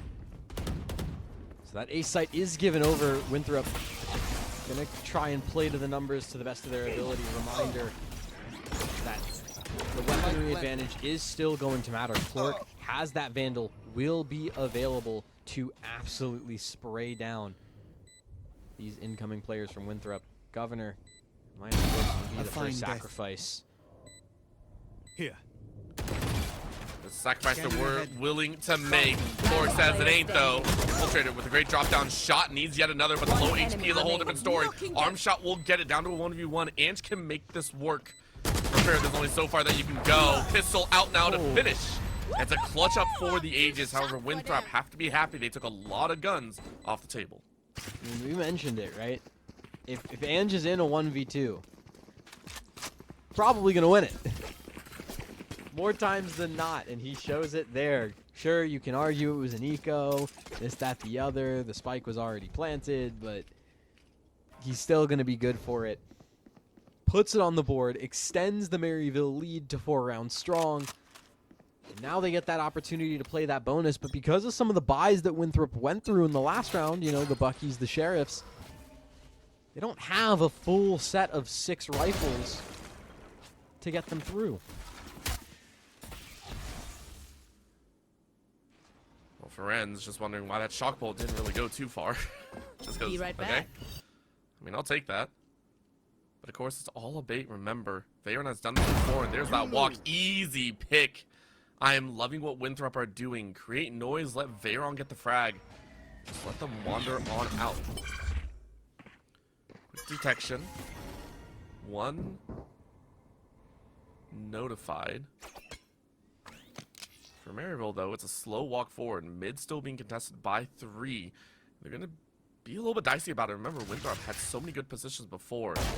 Vandal now picked up, and Governor takes advantage, says, guys, are you really trying it again? We took you out last time for this specific reason. Maryville now down to only 3, and they got to make a choice. Yeah, and this is a huge lead for Winthrop. They have all that mid space, but considering the lack of real pressure on either side of the map, these rotations haven't really been manipulated in any sort of way. So Governor just falling back into the safety of the One team. enemy remaining. Puts Chloric on essentially nothing. There's not much Ange can do in a 1v4. Winthrop, they grab a much needed bonus, or denial of a bonus out of Maryville. And we'll be able to full buy here in the 4th round of the second half, otherwise known as round number 16.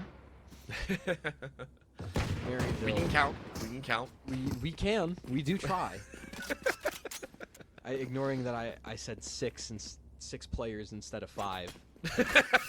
You know. We don't worry about that. It's okay. It's fine. We just, you know, we just don't talk about it. Exactly. It's all good vibes, just like Winthrop right now, because Veyron's in a great position to grab one and get out. Unfortunately, Don't miss it too much. still 5 on 5. Oh, make that a 5v4 as Winthrop are saying, we ain't just playing for the vibes. Neither is Maryville, though, as they crush it back in style. 2v2 with 1/2 bar left for Winthrop. This is the opportunity. Shonix, though, has a perfect read on STG and drops the strong, tall man right where they stand. One more left as Fair with a Bucky needs to make something happen, and with the star up, they are going to try. Start in the doorway as well. Do I disagree with this? Absolutely not. Conceal both. And now taking a chance of stepping on through?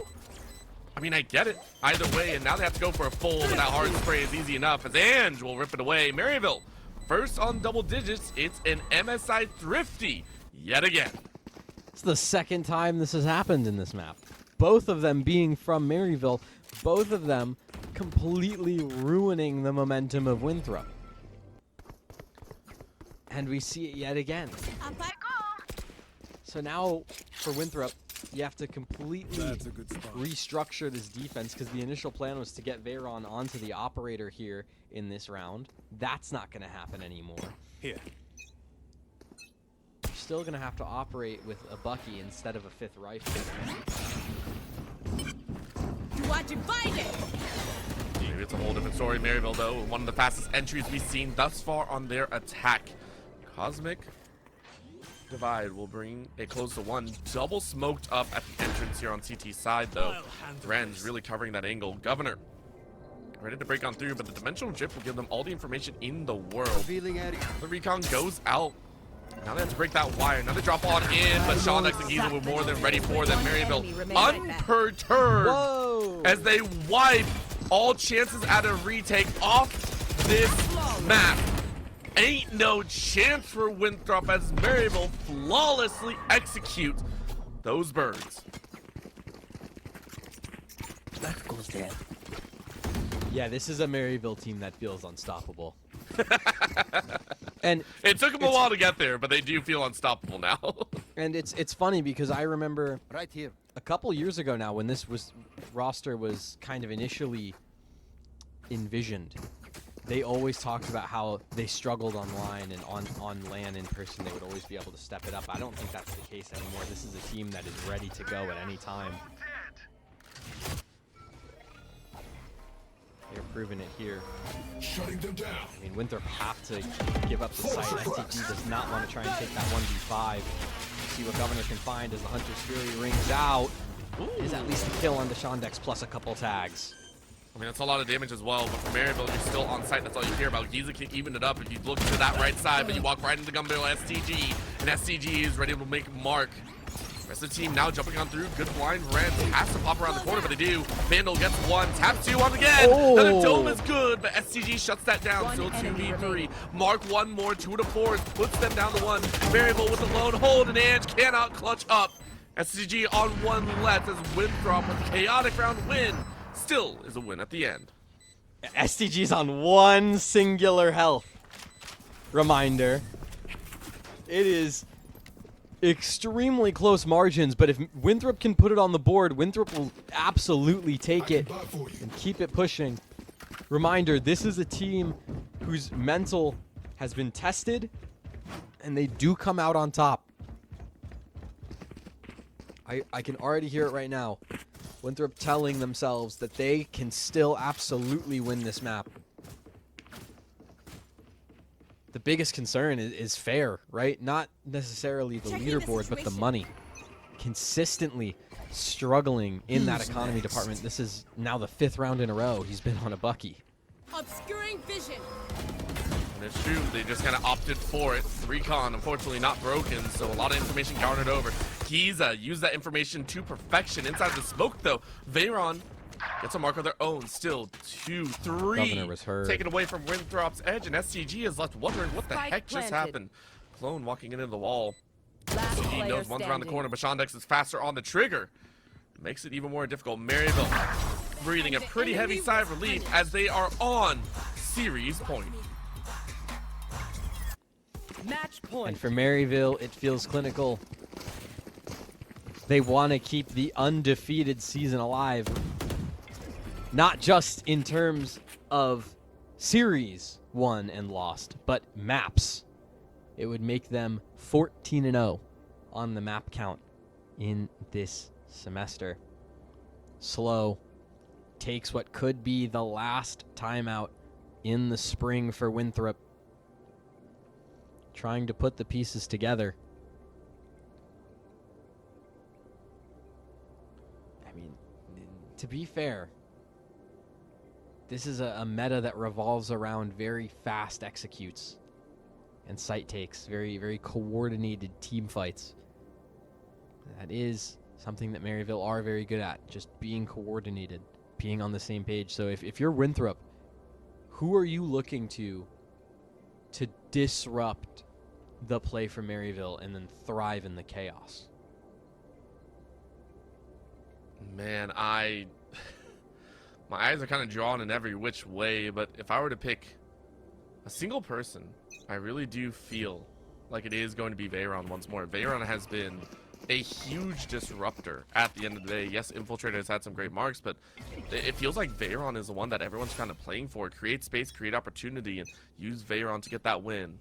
However, that's just my thoughts. It's up to the team to prove it differently. Renz with a great conversion pathway is able to tag, I believe, 2 on the field end. However, an answer back of 100 here will force them away. So ult for ult is a whole different story. Poor Governor tucked into a corner. Unsure if they can make this work. That timeout seems to have given them a good idea. Expend everything, but Veyron, there it is once more. The lurk behind finds great shots. Governor does the same on the far end. I didn't expect him, but Giza loses their life. And now it's Maryville. They have to flush out Veyron. Veyron, who is more than ready to peek around this corner. And unfortunately, Sprays missed this time around. Great kill by Maryville, but they're still down 1. 3v4 right now. Shondex, you're going to get sneaky with it. You run right by. Short in hand. Pop it into Governor. And that's the way to do it. Renz on the other side of mid was able to tag out one more. Sees another body step out, but can't finish him off. Clark on 15. As Maryville see the end in sight. Winthrop don't want to go out like this, though. Teammates lined up here in mid. You can't dance too far. Renz, one more to go. Not going to happen. 3K, though, at the end. But Shondex finishes what Renz could not, and Maryville will end their season undefeated. A 3v5 is how Maryville end the spring regular season. Reminder, that was 2 openers that went the way of Winthrop. My hair it's like completely like spiked up in astonishment. It was a 3v5, and Maryville just converted it against Winthrop, a team who hadn't lost a single map going into this series. And Maryville just took it 2-0, 13-4, 13-7. I mean, we give credit where credit is due. Maryville stating you might be undefeated or now just one defeat in, but we are miles ahead of you. And I think this is, Winthrop knew what they were stepping into, but I don't think they expected it to be at this level. Well played by Maryville, who came to step up and showcase their skills once more. A roster that even from the fall 2025 have leaned into this season as well, and feels like nothing can really stop them. No, I 100% agree. There's absolutely nothing that can stop this team. We thought Maryville would give, or not Maryville, we thought Winthrop would give them a run for their money. Nope. Maryville just kept it pushing. I'm at a loss. I mean, yes, Haven, unfortunate that you had 2 subs, but we're expecting Abyss, Winthrop's pick, full starting 5 is there, or at least the bulk of it, 4 out of 5. Not even close. No, it wasn't. And, I mean, huge props to Maryville for making it look so easy while they did it. I mean, we all know Winthrop are still a team to be feared. You look at that 2nd to 3rd place difference, and for Winthrop, looking behind them, still saying, you guys still got to catch up to me. I'm sorry. That might not have looked close between 1st and 2nd, but 2nd and 3rd has just as large of a gap. So this is a big wake-up call to a lot of the teams moving into that playoff run as well about who they got to look forward to if you're in that last position, which, speaking of the last position, we get to figure who that will be, but not before we get a quick interview with one of the players from Maryville, as they have now successfully closed off their regular season undefeated. Let's see how they're feeling moving into the playoffs. Don't go anywhere. We'll have a quick interview with one of the Maryville players in just a bit. Your learning experience should belong to you. At Maryville University, you choose your own path and forge your own future. Whether you're on the ground, online, or a combination of both, the Maryville experience is centered on you, the learner. As a leader in innovation and technology, we are prepared to take you from learner to earner and back again. Join us as we look to your future together.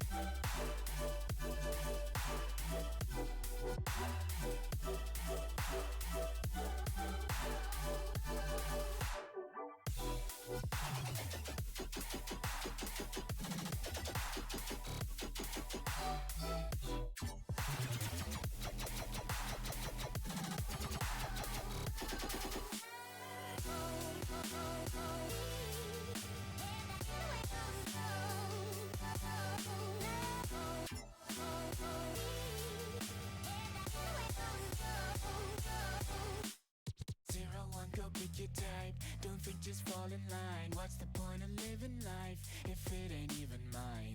All the best things I know sit in the void. It makes me wanna scream that I'm something else. I don't care who I'm meant to be, 'cause I'm someone else. This is what happens between.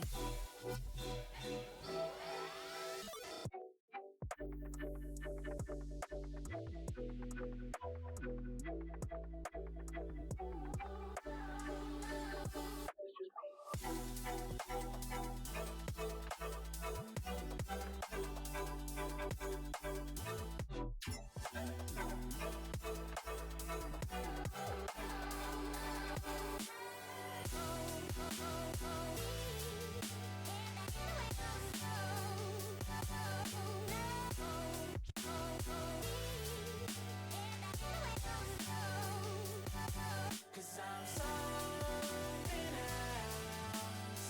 I don't care what you see in me, 'cause I'm someone else. This is what happens between. Tell me when you love.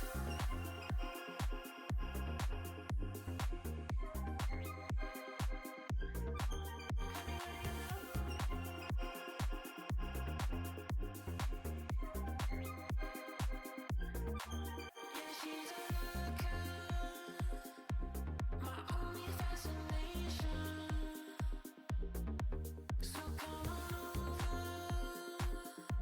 She has me levitating. Yeah. Tell me when you love.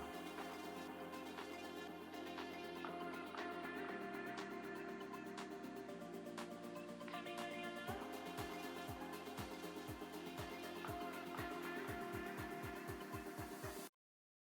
Tell me when you love.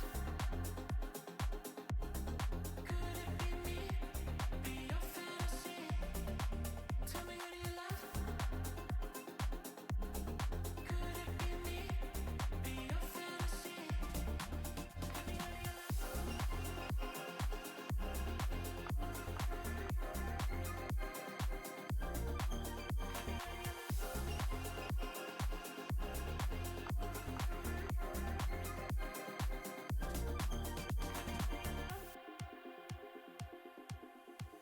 We're undercovers, and I'm not contemplating. So are we lovers? The question you're evading. Yeah. Tell me when you love.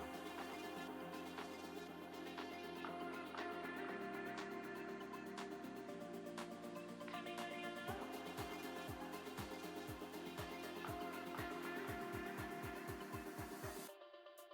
Tell me when you love. Could it be me? Be your fantasy. Tell me when you love. Could it be me? Be your fantasy. Tell me when you love.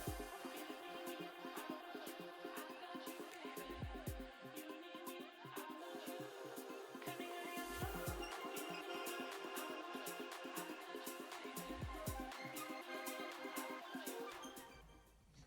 An end to a season, one that maybe us on the desk were not expecting, but for one such as Clork, it could not be more inevitable. Congratulations, Clork, and welcome here to the desk on your undefeated season. Perfect series score all the way through 7-0 through the regular season. Gotta ask you, going up against Winthrop, were you expecting the scoreline, or were you thinking there would be a little bit more twist and turn, maybe even a map 3? I mean, I expected the scoreline to be a 2-0. I expected it to be a little bit closer. Unfortunately, they did have scheduling conflicts, so map 1 they had to play with subs, but map 2 we were able to give it our all and show that we're the better team today. I kind of wanted to talk about this, considering the kind of prestige around both, you guys and Winthrop as teams, as schools. Coming into this matchup, this is I think the first time you guys have played each other in specifically Division 1 since the very first match you guys played all the way in the fall. Yep. And now we have gone full circle back here. It's the last match of the spring. You guys still haven't lost a series in Division 1 in the spring. You guys have gone 14-0 on maps. I mean, what does that feel like for you guys as just like almost like a opportunity to gloat victory lap? And then what does that kind of feel like as like a kind of team vibes check? I mean, it feels amazing, obviously, not having to go through like any hardships of like losing a map even. But I think it just feels amazing that we're going 14-0, not dropping a map, going 7-0. Like, that's what we're here to do, so it feels good to actually get it done. And then I wanted to also talk about throughout the spring some of the you talked about scheduling conflicts for Winthrop.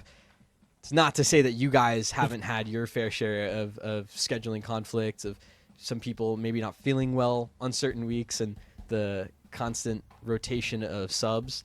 So from an IGL perspective, constantly being able to bring in guys like Aiden, I think you guys, I'm trying to remember. That was it. We only had A1D for one match, and that was it. Yeah.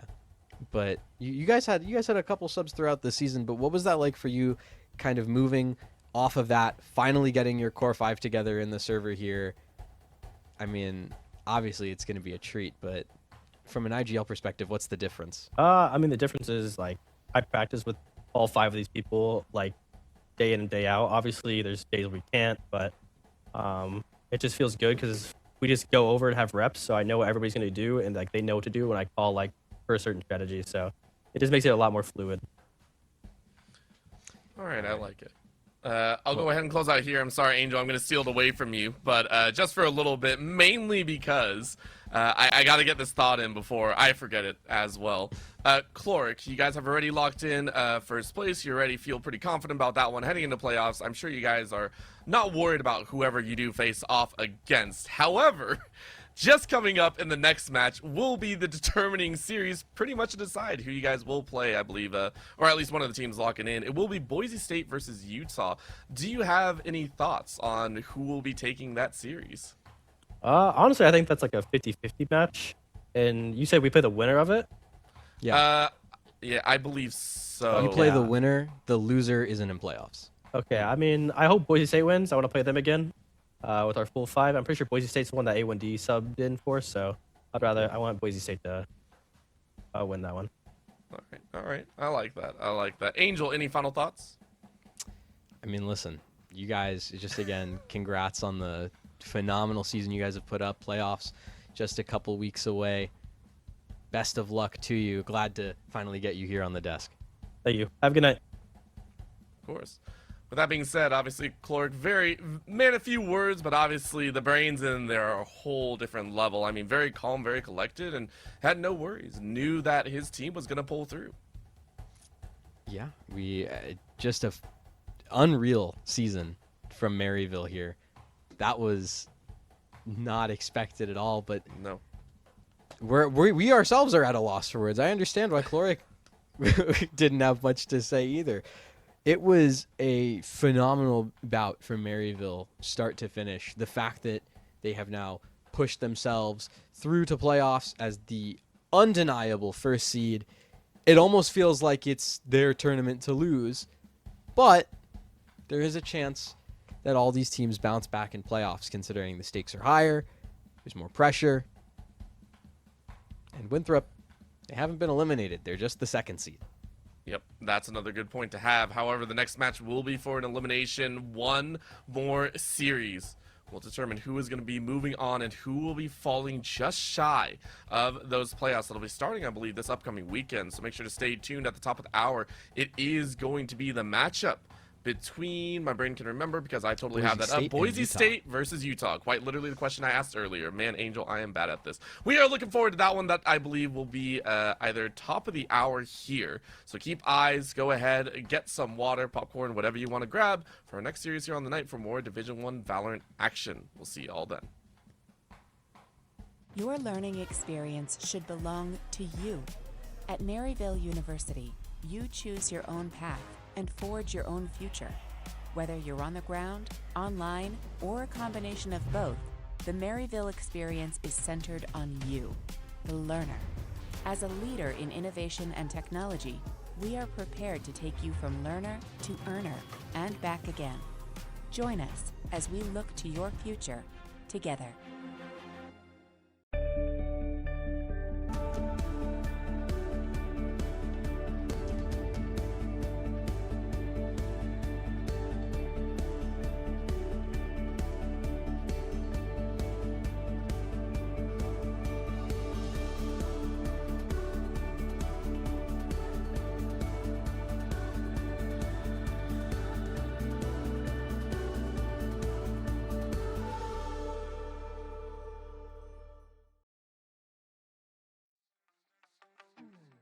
People don't like to talk, only the text.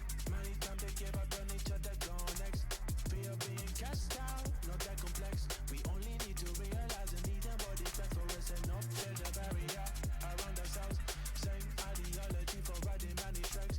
Give 1 point, I would say otherwise. It's only in a discipline and not a bigger price. So when I touch you, you cry on my shoulder. This might be the biggest showdown in my soul. Not trying to pull ya, but all these ideas in my head are getting me to falter. Oh, you sending me a big paragraph saying complex I made when I left her red, fair and square. Yeah, I guess I'm alright now. Drenching my mind in the alcohol and everything is blessed.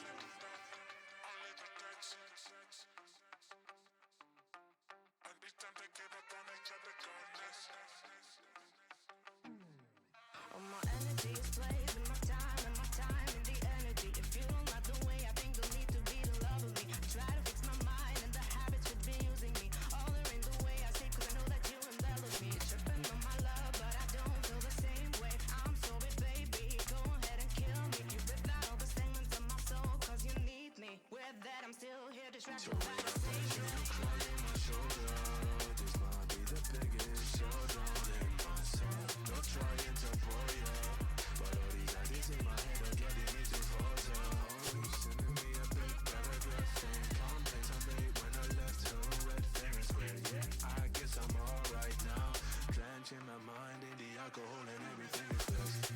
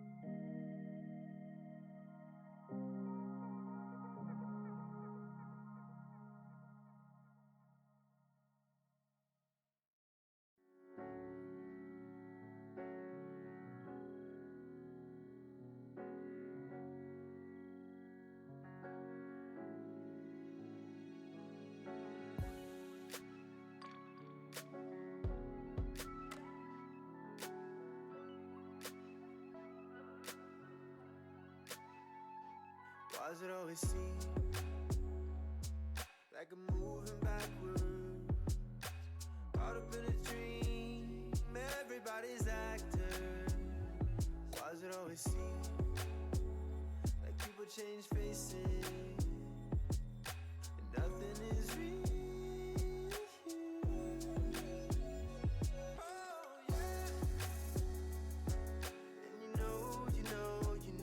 I've seen better days. Yeah, you know, I've been through some things. Yeah, I've been sending praise through the roof. Oh, truth. Yeah. Don't need all the answers, just tell me what life is for. One day I'ma wake up with a reaper at the door. Don't need all the answers, just say anything at all. I've been praying for a minute, I've been waiting on your call. Oh, don't need all the answers, just tell me what life is for. One day I'ma wake up with a reaper at the door. Don't need all the answers, just say anything at all. I've been praying for a minute, I've been waiting on your call. Oh, I've been waiting on your call. Oh, yeah. I've been waiting on your call. Oh, I've been waiting on your call. Oh, I've been praying for a minute. I've been waiting on your call. Oh,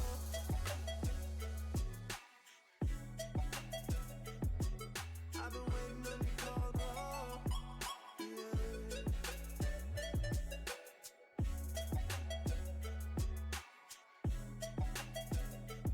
Oh, yeah.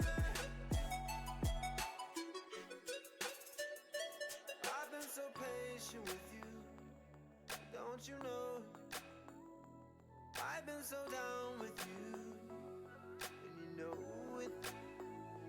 You never come around, and I show it. Just give me one chance right now, and I won't blow it. I won't blow it. Oh. And you know, I've seen better days. Yeah, you know, I've been through some things. Yeah, I've been sending praise through the roof. Oh, truth. Yeah. Don't need all the answers, just tell me what life is for. One day I'ma wake up with a reaper at the door. Don't need all the answers, just say anything at all. I've been praying for a minute, I've been waiting on your call. Oh, don't need all the answers, just tell me what life is for. One day I'ma wake up with a reaper at the door. Don't need all the answers, just say anything at all. I've been praying for a minute, I've been waiting on your call. Oh, I've been waiting on you, yeah. I've been waiting on your call. Oh, I've been waiting on your call. Been waiting on your call right now. I wanna hear your voice somehow, yeah.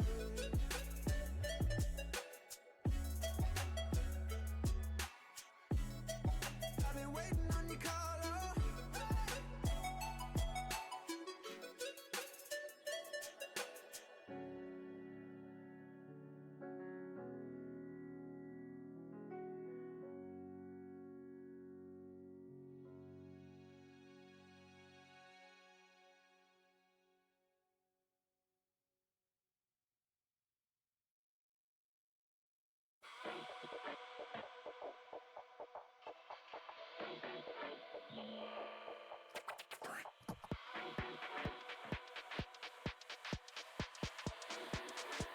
Hey, let's get connected. Connected. Let me be the calm when it get hectic. Let me be the one knowing you left it. Connected. Let's just hit the plug and get connected. Feel it through your body, don't want my lecture. Let's get connected. Eastside, let's get connected. If you feel the way I do, go make your move. 'Cause I need you to help me for the night. So feel the way I do, go make your move. 'Cause I need you. you moving, how you scared me. I'm obsessed with the way you caress me. I undress you with my eyes and you bless me. I confess my love and affection. I'm blinded by all the imperfection. Recognize the dark in your perfection. Can't wait to make you my selection. One side, let's get connected. West side, let's get connected. East side, let's get connected. South side, let's get connected.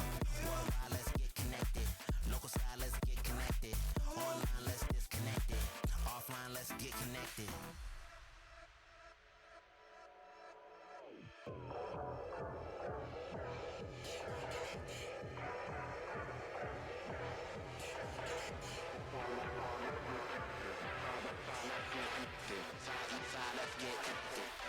Let's get connected.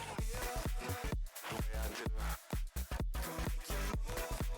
'Cause I need you to help me for the night too.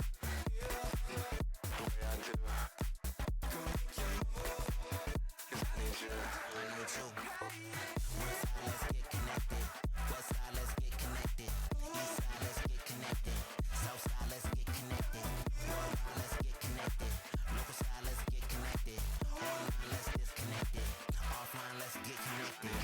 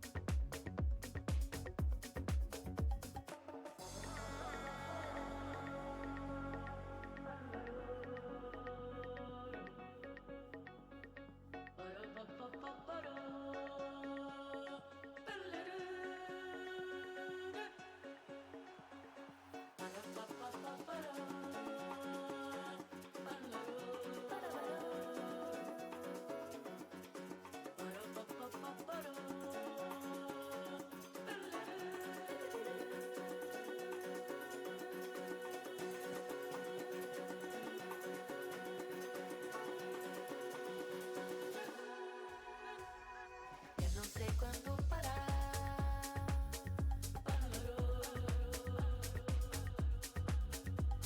Só quando você voltar.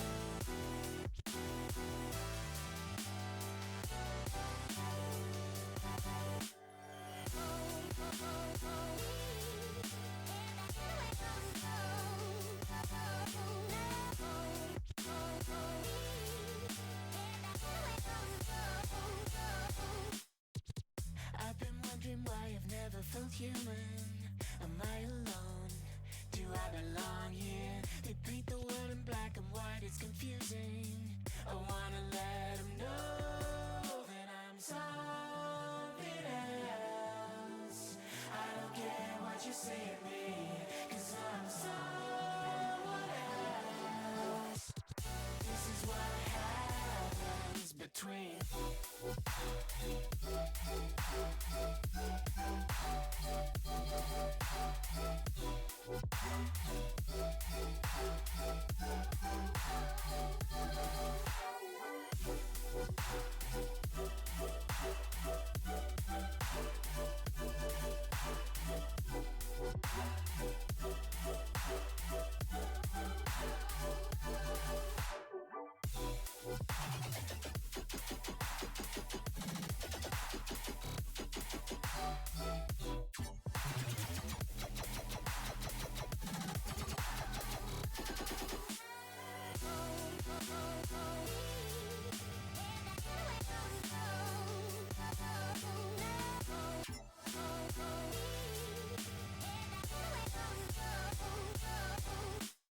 Zero one, go pick your type. Don't think, just fall in line. What's the point of living life if it ain't even mine?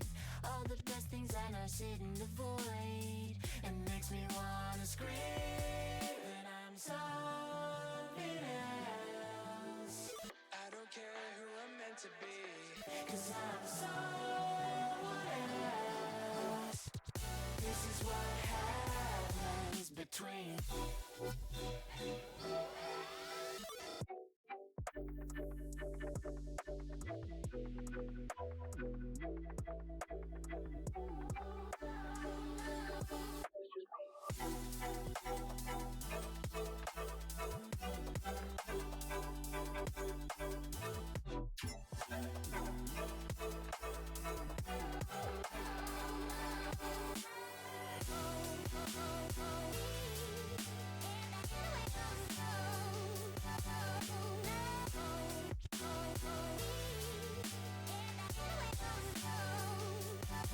Cause I'm something else. I don't care what you see in me. Cause I'm someone else. This is what happens between. Tell me when you love.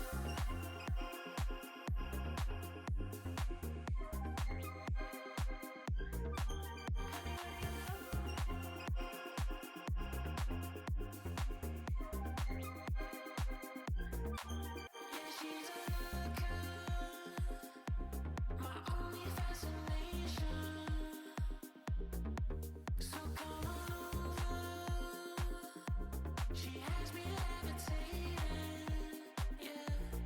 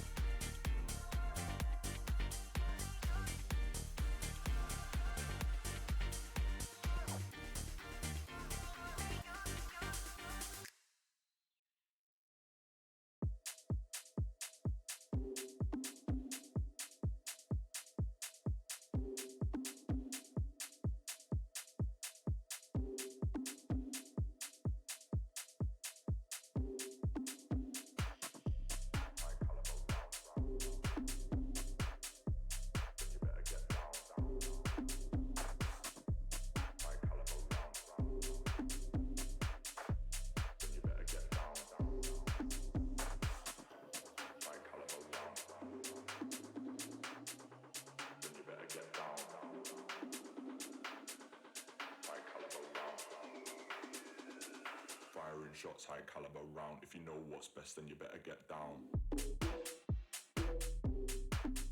Down. Get down. Down. Better get down. Down. Get down. I wanna see you get to the ground. You're being held up by the UK sound. Firing shots, high caliber round. High caliber round. Then you better get down. High caliber round. Then you better get down. High caliber round. Then you better get down. High caliber round. Firing shots, high caliber round. If you know what's best, then you better get down. Down. Get down. Down. Better get down. Down. Get down. I wanna see you get to the ground. You're being held up by the UK sound. Firing shots, high caliber round. High caliber round. Then you better get down. High caliber round. Then you better get down. High caliber round. Then you better get down. High caliber round. Then you better get down.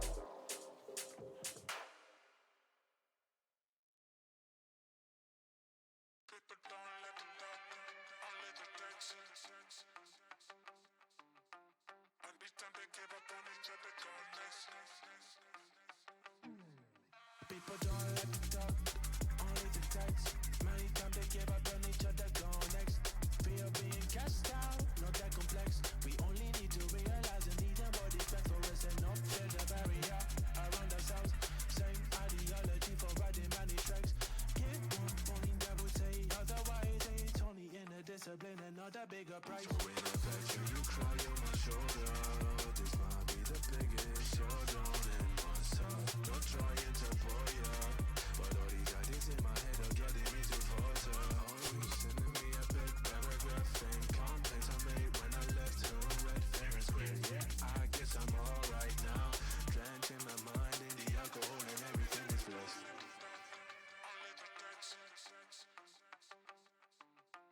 Every time they give up on each other, go next.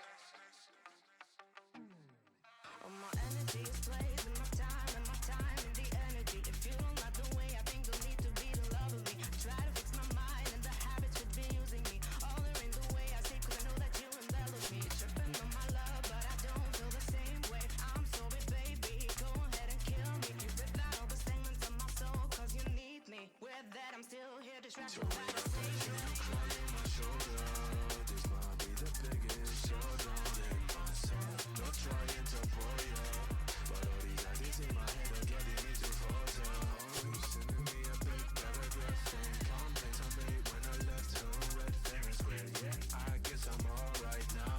Drenching my mind in the alcohol and everything is blessed.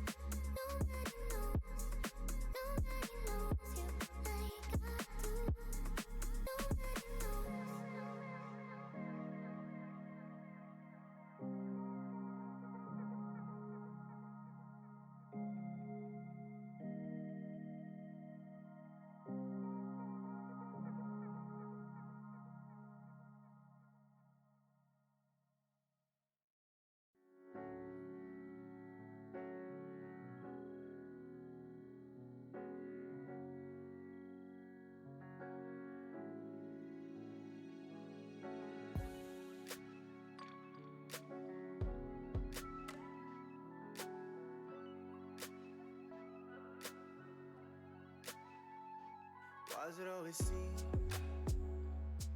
like I'm moving backwards?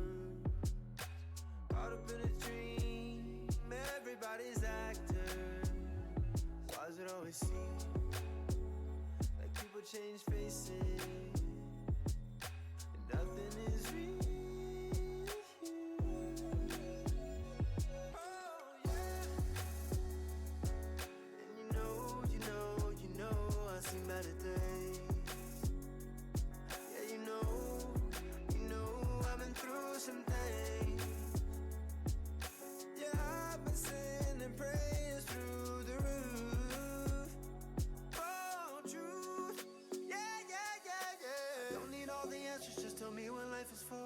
One day I'ma wake up with a reaper at the door. Don't need all the answers, just say anything at all. I've been praying for a minute, I've been waiting on your call. Oh, don't need all the answers, just tell me what life is for. One day I'ma wake up with a reaper at the door.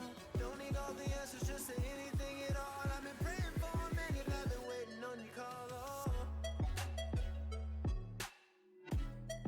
I've been waiting on your call. Oh, yeah.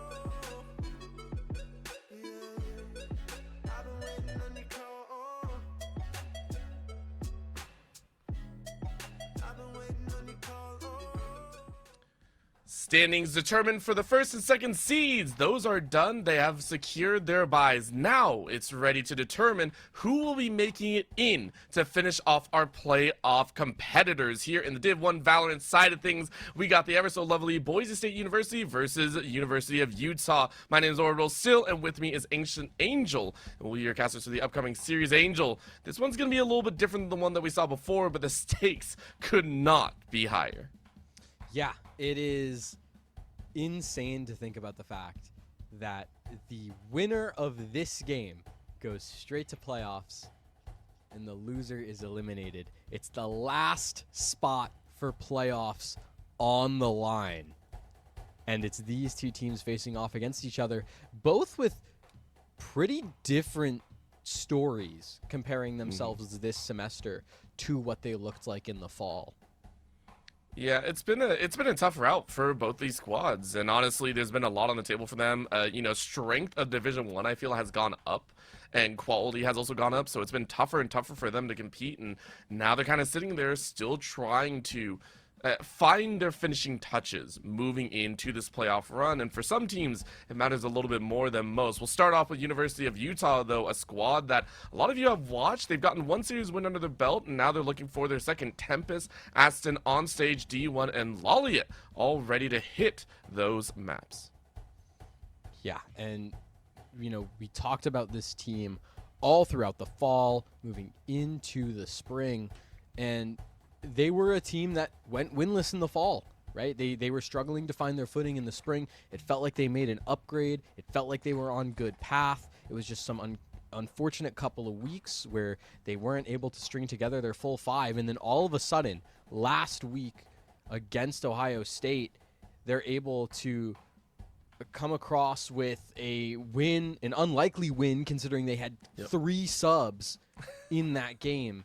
But they're still able to get it across the line, get their first win in Division 1 history, and now a chance for a playoff berth against this Boise State team. And they have, I believe, all 5 starters in for them.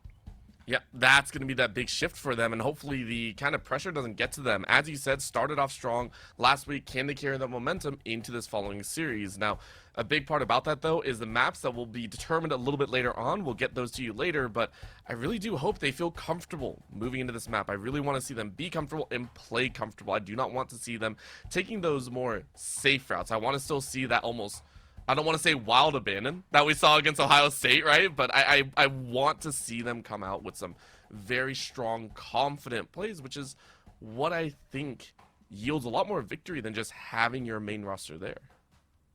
Yeah, we talk about fit for this team a lot, right? They're such a good fit with each other. We love the way that they play cohesively as a unit.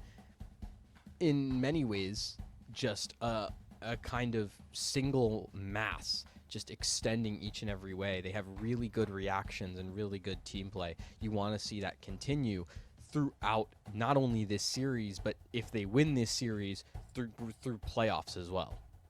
Yeah. I mean, we're going to really hope that they can stay in for the playoffs, as that's what they're aiming for. But the other side of that coin is Boise State. They're also trying to ramp their way up for a playoff berth themselves. Master, Skeletons, Daimyo, KOS, and Prestige. All 5 of these players, we've seen them make waves before, but they also haven't really fully clicked outside of that one series. And here's that last chance for them to make it into the playoffs. Yeah, and reminder, both of these teams, their one win came against Ohio State, who has unfortunately found themselves going winless throughout this season. And we talk about Boise State and some of the issues that they've had throughout this split. We got a quote from the head coach of BSU, Kelsey. She said that both the league team and the VAL team got better. Right, the number of rounds / map wins in VAL can demonstrate that to a certain extent. But we talk about this a lot week to week, especially when you and I cover Boise games, which is that this is a very experienced lineup in the world of collegiate, right? And this is part of it. Master and Skies will both be graduating at the end of the semester. That is a very big chunk of your team. 2/5 of your team will be gone at the end of the semester. So this is your last chance to make playoffs. This is your last opportunity to show the entire world how good of a team you can be. Yeah, not just that. I mean, end your collegiate experience on a very high note. That's the other side of it. You want to have more runs in the future. You want to be able to play more. It's something that a lot of, I think, collegiate players actually talk about is still wanting to continue to compete, especially when you know the end is so close. So for the Boise State squad, I want to see that come out in their own gameplay, maybe taking some of those risks, maybe taking some of those wider swings, those gamble plays that we know they can make. The makings are there for both squads, and I will always consistently stand by that. They had the right opportunities, but is it going to be enough to come together as a squad? We talk about the experience, as you said, seniors here for the school. Can they come together as a team and kind of pull themselves across that finish line to get that second series victory on that table? I mean, what do you think in there, Angel? Do we think this Boise State squad has that in them?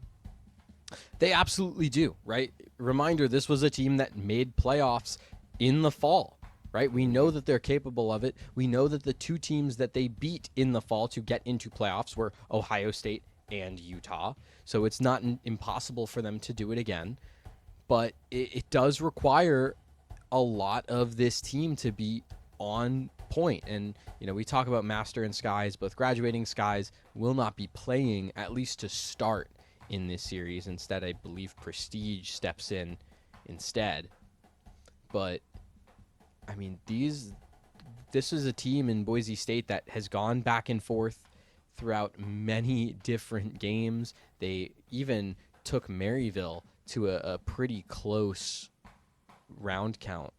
I believe it was like 13-8 on both maps, which is ironically enough one of the closest games Maryville has had.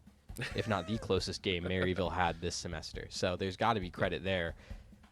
But this Utah team is not anything that should be counted out by any means. No, and I think that's what both teams are here to prove, is that they deserve to make it to the playoffs on the maps that they have so chosen. We do have the maps available for your viewing pleasure, maybe not as crazy as Abyss and Corrode, but a little bit more standard in that area. Haven will be starting off, as we saw in the previous series, but then it's 2 Breeze and Pearl, 2 maps that a lot of people have had a lot of issues with in the past, but for this series, look like some pretty good deciding maps to secure a series on. I don't know how I feel about this Breeze pick. I feel like Boise State have been gravitating towards it. I just don't think I've ever seen them personally on it. So that's going to be an interesting map number 2 when we get there. But we got to start things off on Haven. It's Utah's own pick. And this is interesting. Double duelist out from Utah. Boise State sticking with the double controller with KOS on the Viper. But I don't know how I feel on the side of Utah about just the solo Clove Smokes in the hands of Onstage. Yeah, it's a little bit dicey, especially on defense, and I mean you're kind of praying for the Killjoy to pick up a lot of that slack. Granted, there are some extra smokes with the Viper in there, but maybe not as powerful. So but that's Boise State though. Utah, the problem Utah is there's no Viper to compensate. Yeah, my eyes were mixed up there, and you're 100% correct. So, playing on that attack side first, you know, hey, maybe you are leaning into this a little bit more for themselves. Will it be enough? It's a little different question as we get this first round moving. 4 aggressing on the long side, 1 in the lower, and Aston is the one to say hello, but Prestige sends some shots down that way, says thank you very much, sends a few more, unable to convert, so Aston gets that frag. Tempest putting off for the wings with a couple more, and it feels like for Utah, they're saying the not too many smokes is working in our favor right now. They see all and they'll mark all outside of 1 so far. KOS last one alive. Lalia will finish them off. Utah with a strong pistol. And this is the Utah that you want to see. This is the underdog kind of story. And they can start things off super strong here, pistol in hand. You know, the onstage Clove is still under question, especially because we don't know what these rounds look like when onstage isn't alive. But if he can just absolutely murder his way through the Boise State defense, then I guess that point is moot. I'm out of here. Sometimes all you need is a good gun barrel. Tempest makes that a very physical lesson to be learned. Great orb pickup and a first blood. Now you can rotate back, maybe haul in a second. Well, with the mid control that Utah have, you know, with Lolliot kind of holding this position, making sure there's no push. I say that just as onstage timing is betrayed and Master gets to even things up. Controller for controller, but now Utah kind of stuck because they're not really going to have much range on those remaining ruses. Well, for right now, all corners checked here. Utah. This is a very simple one. Now moving back towards that garage, right side angle being looked at, and that's a sit-down moment. Very nice SMG. Master, though. Beautiful dink with that Sheriff. Looking for a second, can't find it, but is back to the safety standards. However, now you're stuck in this position of 3 aggressing on you. But it's a 1v1 when it comes to the hallway. Well played, Master on 3. Can you get a 4th? Yes, you can. Master popping off here. Can't get the ace, but it's close enough. Teammates being gifted a right opportunity, and Skelesis will make it a thrifty Boise State. Looking good for the MSI Thrifty. Yeah. Boise State, go ahead, bring across the MSI Thrifty. Utah, that is not the round you want to lose, but it's entirely at the hands of Master. Gets 4 kills in the round, completely flips the momentum in their favor, and you can see it shows in the buys, right? Vandals across the board for Boise State, maybe 1 Guardian in there. But Utah only have 3 Sheriffs to work with, just hoping maybe an errant shot from Lolliot or Tempest will do the trick. I mean, it's worked in the past, right? Those errant shots we've seen, a lot of monstrous plays come of it. I mean, specifically Master was the one that felt like they had an errant shot before. So, if it works out here, maybe it works out one more time for Boise State, though. This one nice and comfortably. Tempest says, you can do it, I can too. Beautiful first blood. Now they get to wander back once more. Utah, though, got to be aware of that C-long play. Daimyo has that marked off. And because of all the information that Daimyo has, deep C-long, it's going to kind of give a little bit more freedom for Skelesis to play back a little bit, wait for the team. There they are. That's a nice little mark there. Skelesis knows they should be walking in. 45 seconds left. Quick bolt on the side, but Prestige stands their ground and does the exact same once more. Boise State with a great 3-man lineup, ready to swing for that planter. Poor Prestige can't do much more. And it looks like Graham is just trying to do their best to gather one more of their own. It ain't gonna happen though. Prestige with the 3K. Beautiful work by Boise State. Graham goes ahead. Tries his best at the 1v3. Unfortunately, Boise State, they secure that. Now they're anti-eco. And they move to their bonus. Utah will attempt to buy up. I think they just managed to get it across. Yeah, one Guardian in the hands of Lolliot. But Boise State, I mean, this is such a solid start.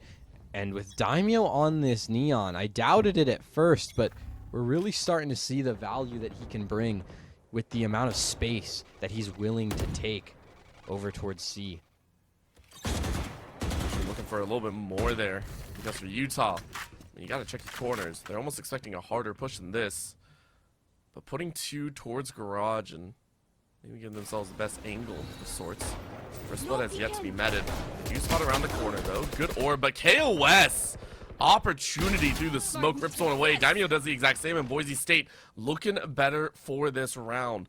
Through garage and C means that this positioning is no longer really comfortable, but A is also being pushed. Lolliot, Guardian frag out on Daimyo's head, is now going to try and sprint their way for that.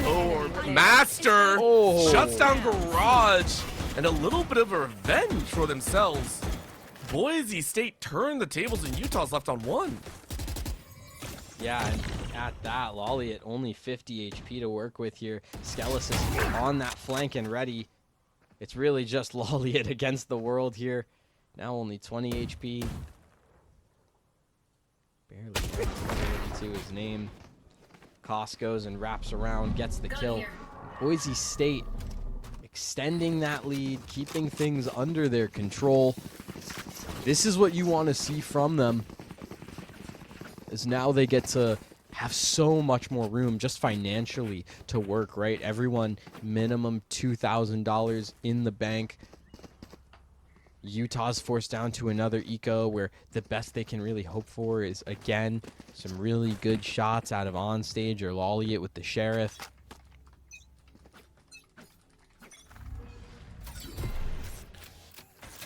As you said, Cred's working in their favor.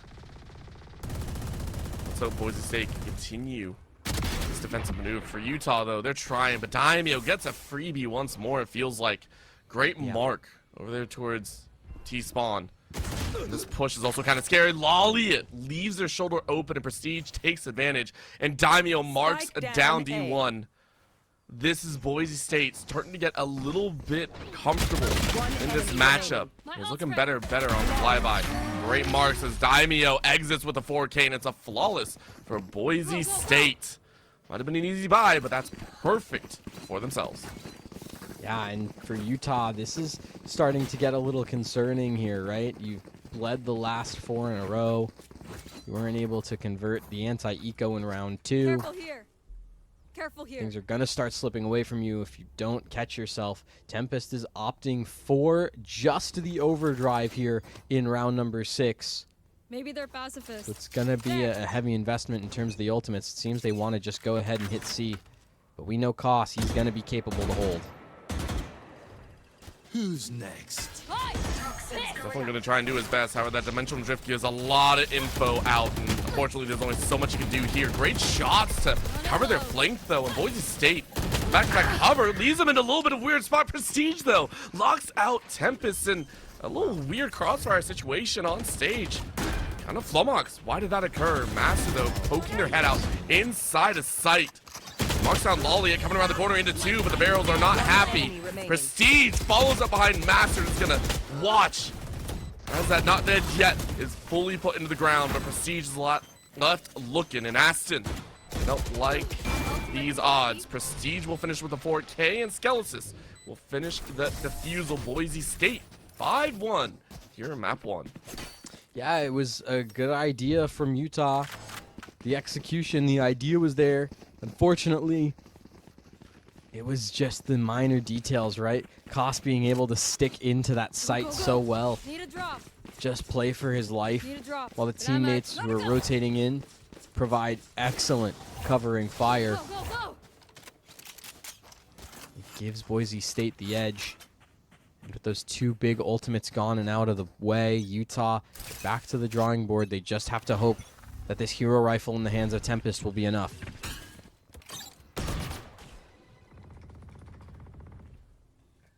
Sometimes all you need is a hero. All you need is that one player to step up with that gun in hand, or maybe just a couple sheriffs. We've seen some damage be done that way as well. For Utah, though, the hero comes in many different forms. But running into a god is a whole different story. Odin revved up for the Sova.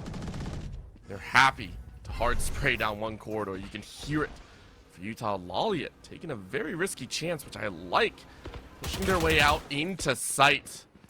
Snaps down the Owl Drone, but Skelesis locks Laliat away. First blood on a cheeky push. Gives Boise State the player advantage. It gives them that 5v4, and unfortunately, Utah, they haven't really developed the map much, and with Skelesis taking out another, it leaves Aston and Onstage in a very awkward position. One enemy remaining. Now it's just Graham. Poor Graham, a 1v5. 30 seconds left. Flawless. Ooh. We are just too good. Nope. You know, big shout out to Kelsey, stating that, hey, you know, Boise State, I'll tell you. they've improved their League and Valorant teams across the entirety of the season. It's showing here. Master jamming out on the back end. Big chillin' for their match. He's bumping the Spotify tunes right now. At that point, it's whatever you got to do to keep the vibes up, you know? You're on such a good run right now. You forced a timeout out from Utah.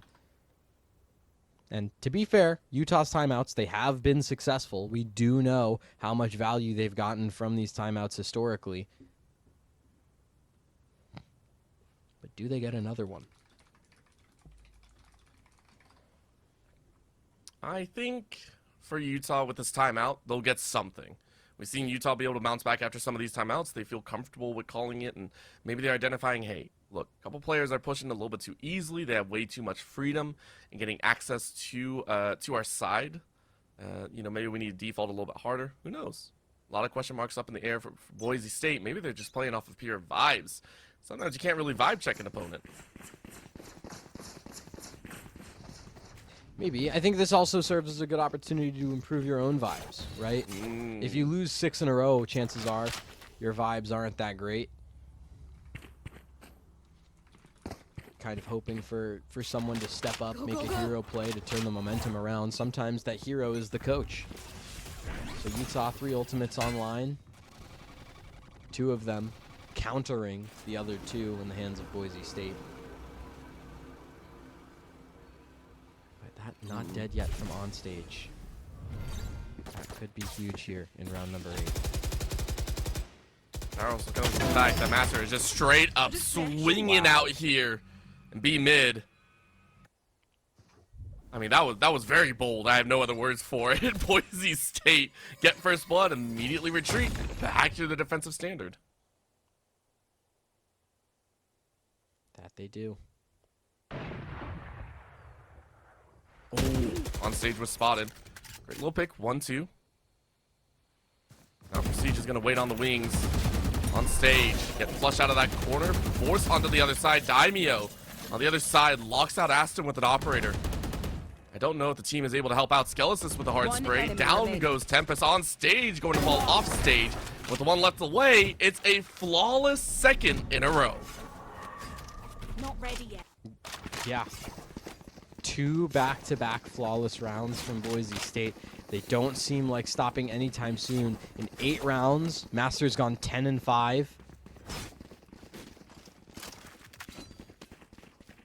4 ultimates online for Boise State. One of them being that Viper's Pit, which we know how oppressive it can be. Koss is running an op on Viper. That's how successful this Boise State defense is.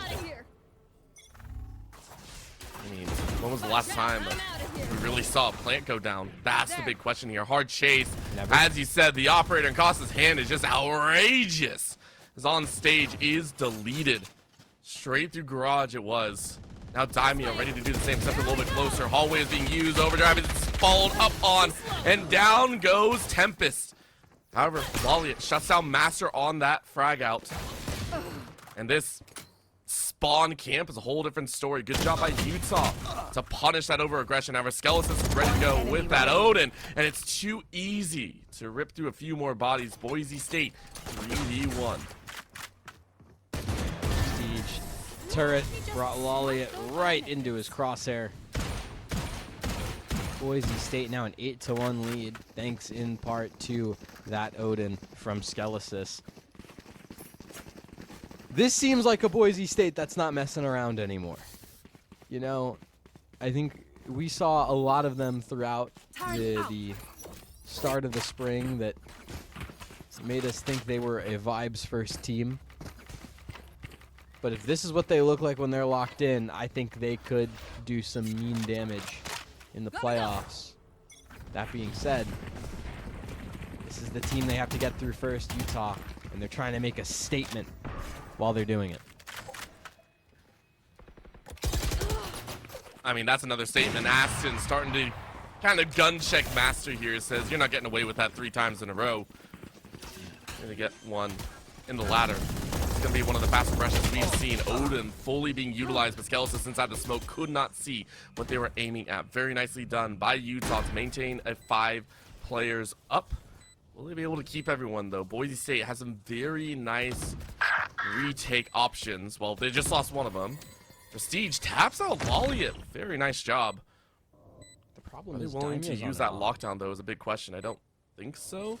No. In they wander. There's a shot number 1, 2. Only gets the body. No major kills. Up goes that hallway once more. Electricity back and forth. And Daimyo might be looking for an exit frag of their own. At this point, Utah saying thank you very much. They'll grab their second of the half. They have time. Wait. Good job by Tempest. There we go. Clearing it out. No worries. You're done. I was like, surely Daimyo doesn't just get away with that. No. Utah grab a long-awaited for second round here on the attack side of Haven. At the very least, it gives them something here. The big key in that round was Aston shutting down Master. Lolliot finding value in the server, which is something that he's struggled with doing, right? Sometimes Lolliot will be that first death, and that's a very hard situation for Utah to come back from. Who's next? Extremely so. There's the taps. Daimyo out front and center. Locks away 2 or 3 and then dashes straight into on stage. How a single player can rip apart an entire squad, I do not know. And passing like ships in the night. D1 couldn't do anything. Daimyo. Look at the player. Even's like, I don't know what I just did. Go, go, go. Boise State pops off for their 9th. That was, I think, single-handedly the most mechanically impressive thing we've seen all day. From Daimyo. Gotta give him credit where credit is due. We're now in the last round of the half, round number 12. Utah, they've got the weaponry, but the only ultimate they have to rely on is that lockdown in the hands of Aston. It's all 5 out mid. Ready and waiting. You should run. Gonna cycle into another lockdown being used here in the B side. Just trying to get some sort of plan going for themselves. It's been tough. Now another Hunter Theory coming out. Being used to snipe on stage. Looking for yet another. No players attained by the attacking side, but the defending side, be a whole different story. Eyes in the center as Lolliot finishes one more off, and now you are detained. You will be fodder for this Odin Skelesis. Pulling a Daimyo, if you will. Different gun swap out here. Over to the Vandal. This is Boise State saying we only got to get 2 more. Can we wander in at the same time? Aston says, no, you better bring more guns to the battle. Good taps on the side of the arm. No finish is made. Another plant, though. It's difficult. You haven't been able to get on site just yet. And there's the side shot, but Skelesis looking the other way. KOS has their back as that's the finish. Boise State end the half on 10. Switching sides. Double digits on the half for Boise State. Admittedly, they do not have a 100% success rate at converting 10-2 halves. However, that was also against Winter, who hadn't lost a map until Maryland. So, Utah, their work is cut out for them, but it's not impossible. They just have to get online. It's been a all-around struggle for all these players on the Utah side. Time to jump. Now's their chance to do it. Lolliot, Sheriff and Hand pushing down mid. I mean, once again, kind of blatant there, but Boise State starting to check him. Lolliot, 1v1's out Prestige. Getting shot for their own. Mark number 1, but now they chase in Boise State, taking a chance on C. Sees 1 in the back line, expects 2, but now notices a 3rd.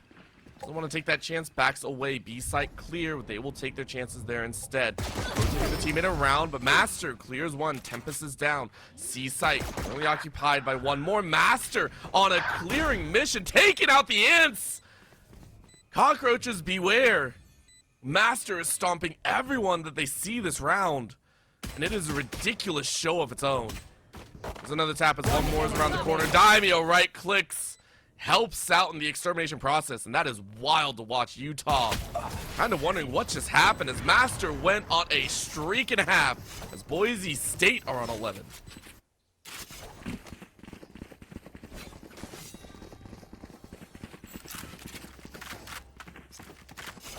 Boise State just look unstoppable. I was thinking about it. This is the Boise State we've been expecting since week 1 of the fall. And the fact that they finally showed up here in the last week of the spring in a do or die series to get them to playoffs. Sometimes magic comes in many forms. The right time to pull out that magic is when the pressure is high.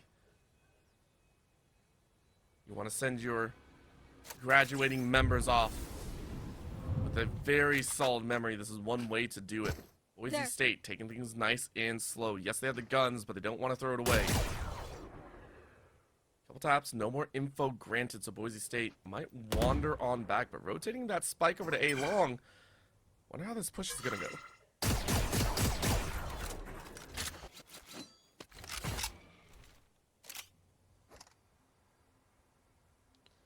Nothing given over just yet. They want to go for it. Deep into the A site. D1 holds, waits, buys as much time as possible while Onstage grabs 2 in the smoke. It's that 3-on-3, and some weapons have been collected. It's a little scary now, as it's at 1v2. Aston finds his way to turn it to even numbers. Even is as even does. I'm wondering why Aston's rotating out. That spike is still over there on that A side. Here comes the long con. Haul all the way to A long. Try and bamboozle out the opponent. Aston Koss still hasn't planted. No, he hasn't. Now he finally goes. He's getting a little bit worried and he's going to be lost out on the sauce. KOS needs to look behind them, but they have the smoke covering and they peek out. Koss says, timer, what timer? I got that round win. Map point for Boise State. Point.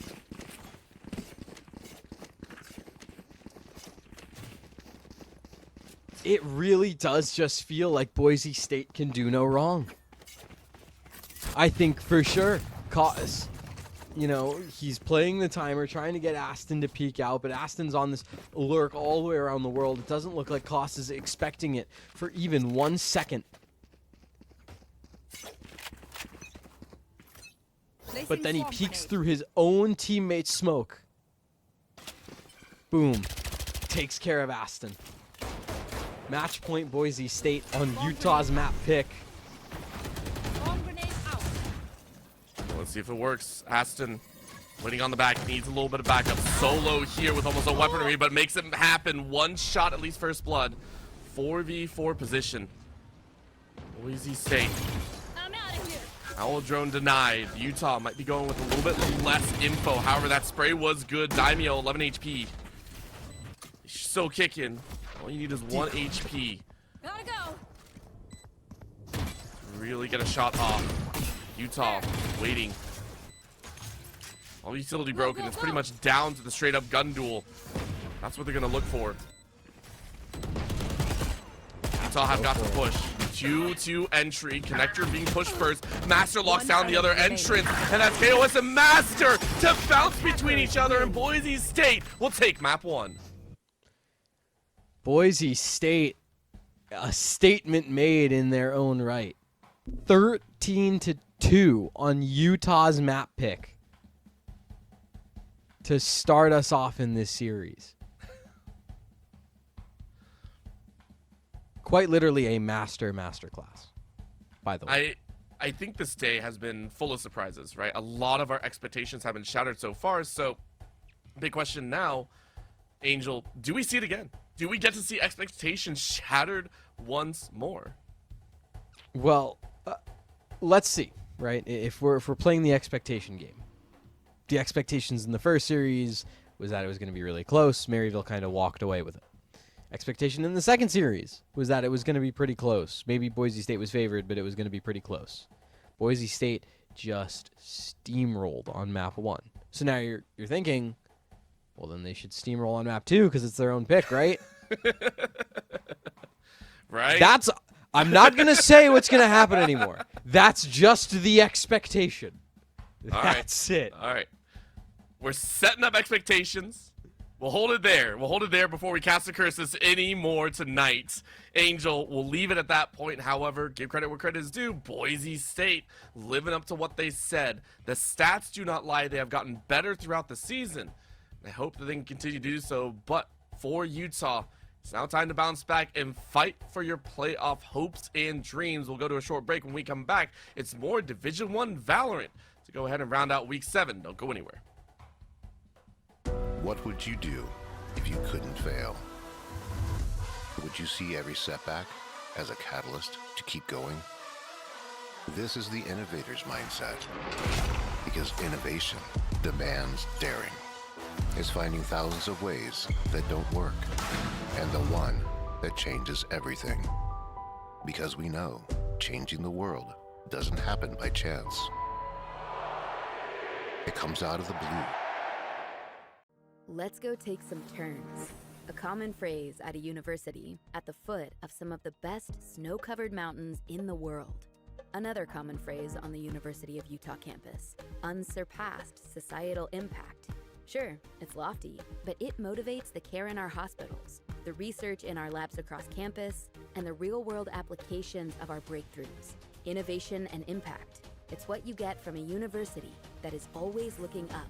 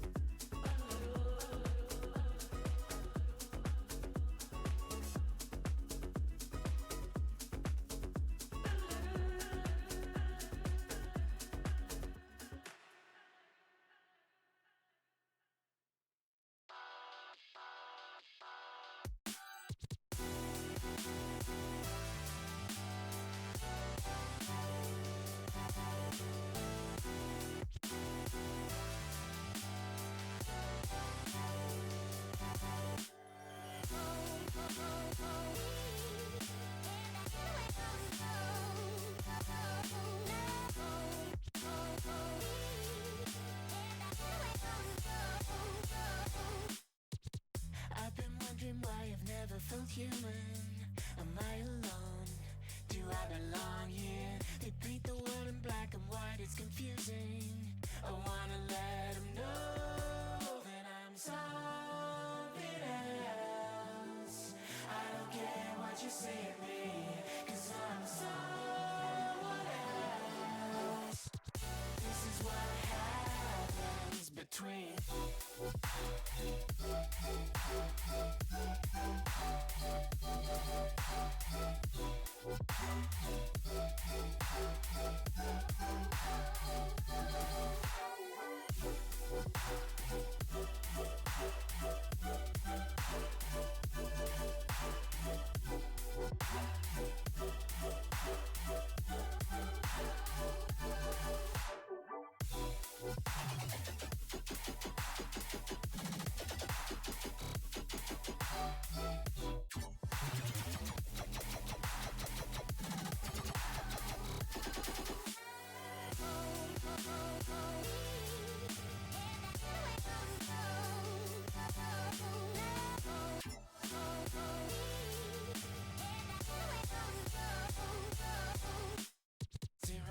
pick your type. Don't think, just fall in line. What's the point of living life if it ain't even mine? All the best things I know sit in the void. It makes me wanna scream that I'm something else. I don't care who I'm meant to be, 'cause I'm someone else. This is what happens between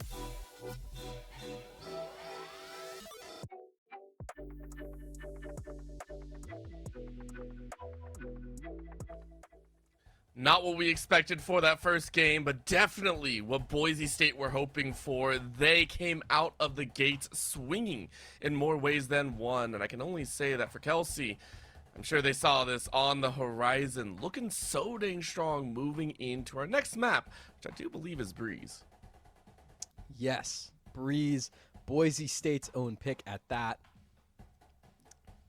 We have been shocked, I think, by map number 1. I'm still in shock. It kind of flew right by us at that point. It just really like, did. Like, that map was over, I think, about as fast as it started, really, is what ended up happening.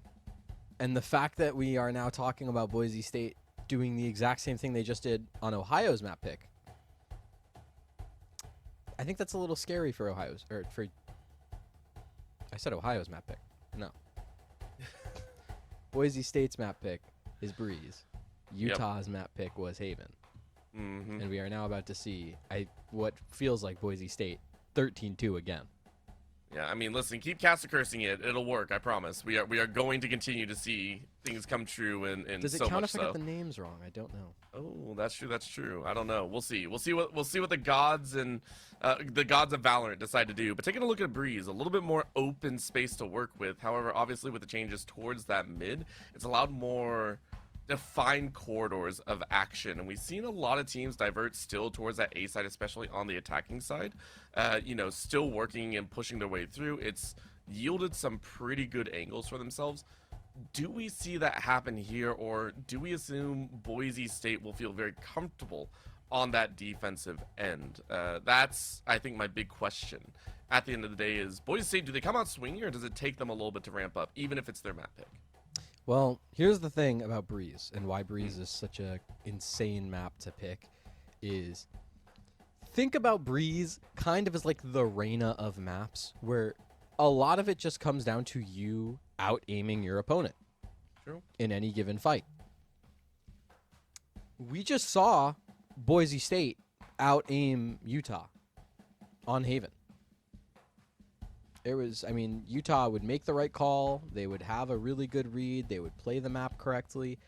Boom! Master has a sheriff. 4K immediately, rounds over. Yeah.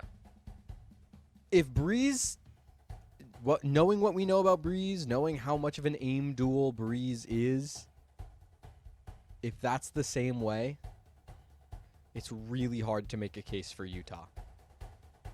I think also with Utah starting off on that defensive end, it's going to be a little bit tough for them as well. It's going to be up a creek a little bit, and we also have to talk about the fact that for Utah, I believe on their attacking side, you mentioned it, they ran without too many smokes. It was a single smoke on that clove, which even the clove is a little bit difficult. I feel like those smokes and those eye pathways being cut off is even more important on Breeze, especially on the defensive end. You need to focus fire that. So if we're looking at Breeze, what do you want to see run out of Utah here on the defensive end to start? I want at least a Viper. They get that. I'm fine. They're running the Viper and the Clove, which I think is fine. It's actually mirror comps on both sides. Yeah, pure mirrors this time. I was looking at that too. I was like, wow. Yeah, so it's really about, in terms of this kind of controller, how much value you can get on your defaults, right? You're gonna see more often than not that Viper always using that utility, specifically the Koss, who's on the attack right now. That wall's probably always going to be up over towards that A side of the map. So it's really about what you can find as the Clove. In Boise State's case, it's Master to help the team play through mid. Well, Daimyo opening up with a strong one on stage. Rip going right back, and when it comes to the pistol, everyone has a little bit of fun, but the jumping shots give Boise State so much more control in the current flank. Outside in mid, one left alive, but 3 left alive inside. Very controlling for Boise State as they're looking to lock down the last 2. Master, here's a couple shots ring out. Aston on the right side flank for Master, who sees all and knows all. It's just another frag. First one for them here in this map. You know, the current meta is double duelist on the vast majority of maps. I like you guys and a I lot think this is a better meta that than helps double Boise State so much because we know just how strong Master can be as a player. And Daimyo's Neon has been very, very surprising to me. I was not expecting his Neon to look this good. But the fact that we now get to see these two in tandem play as aggressive as they've been playing and it working, Salamat, thanks. that gives you a lot of hope for what Boise State can do. Be able to do a little bit more now. Anti-eco ahead, and poor Lollian has no other choice but to step away. Multiple footsteps all the way around, bouncing out and around, and Tempest marks one on the side. 1 HP for Lollian, though. Whole different story on that side. Skelesis, just one away. Very, very comfortable shot there, but still, 3v4 Utah. You want to fight back a little bit more. Full conversion, though. Boise State now on that retake defense. Just need one good shot on Lollian. You see an arm step out. One too many shots, though, as you miss out, and that's D1 going down as KOS lines them all up. Third shot for the 3K. One more to go as Boise State turn a 3v4 into a 2v1. Smooth action as Tempest. It's right back. We're down to a 50-50. One more steps out. KOS rips it on a 4K. Boise State maintain 2-0. This is what we talk about with Boise State. Listen, it doesn't matter if Utah get the first 2 picks. It doesn't matter if it's a 3v5. Doesn't matter if you have the numbers going into the retake. Someone's getting a 4K. If it's Master, cool. If it's KOS, cool. If it's Prestige, cool. If Daimyo responds with 3 of his own, so be it. It's how Boise State have gotten rounds on the board before. It's how they're going to continue to do it. Now they're going to sit at a bonus where their bonus is 3 members of their team having a Vandal. Well, for right now, it's a whole other story. Quick taps out, though. Boise State take a very interesting look into this site. Frag out for D1, gets one as 3 rock the other side. Lollian on stage. Off screen, make moves. Utah, shell shock Boise State. Yes, it's that bonus, but they're hoping to get more than that. Just one. Skelesis really hoping for a chance here. I mean, they can make it happen, but it's a little bit of an uphill challenge. They're stepping away, maybe looking towards that B site instead. Unfortunately, in order to get there, he's either going to have to exchange a fair bit of the clock or cross paths with Aston. Either way, not going to be an enjoyable time And Lolliot has also kind of read the rotation. Is placed at the B site as a backup plan while the 3 other players for Utah still get to sit on A. 30 You're seconds stuck in a left. rock and a hard place here, Skelesis. Maybe if you can sneak away that kill onto Aston, things become doable, but... It's tough, but you have an option. Skelesis now trying to sprint around the side, but D1 very much awake and ready to fight. Sova v Sova action lands it to Utah. We got the standard of Valorant played out in the opening 3. Yeah, textbook Valorant comes through. Boise State not able to convert the bonus this time, so Utah much better chance on much better form too. We're not seeing a bunch of first deaths from this team like we saw before. It's much more balanced in terms of the kill feed. Everyone's making an impact.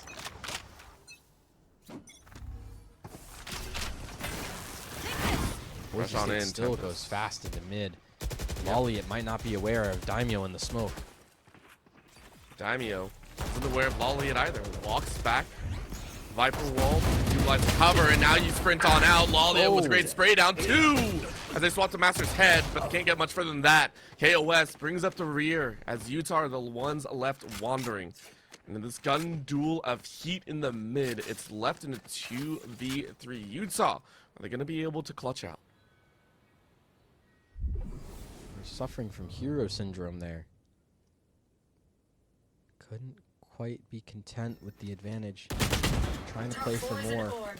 Aston, it's a huge kill to even things out, turn things into the 2-on-2. But Boise State, they're going to be able to plant that spike. And it's going to be a good long while before Onstage can get over to the B side of the map. So there's going to be plenty of time taking off this spike. Right here. Skelesis holding a pixel. Really hoping to see a body, and a little bit late to that swing. Not like I could hit that either. Jeez, that was a very tight window. For Utah, quick walk in though. A lot of footsteps being made and heard. Yeah, was ready, good orb, but Skelesis had a beautiful read. Now it scans straight in, no chance to play. Skelesis rocks it out. Exceptional defense. If you're not on a that good shot today, retake defense don't side. worry. Well There done, are Boise other State, ways to be 3-1. useful. Boise State, a great lead. Great opportunity to continue finding success here on this map. Utah, they're still going to have that bye, and the big kind of key thing to look at is going to be what Lolliot can get done with this dimensional drift. Feels like he wants to use it early.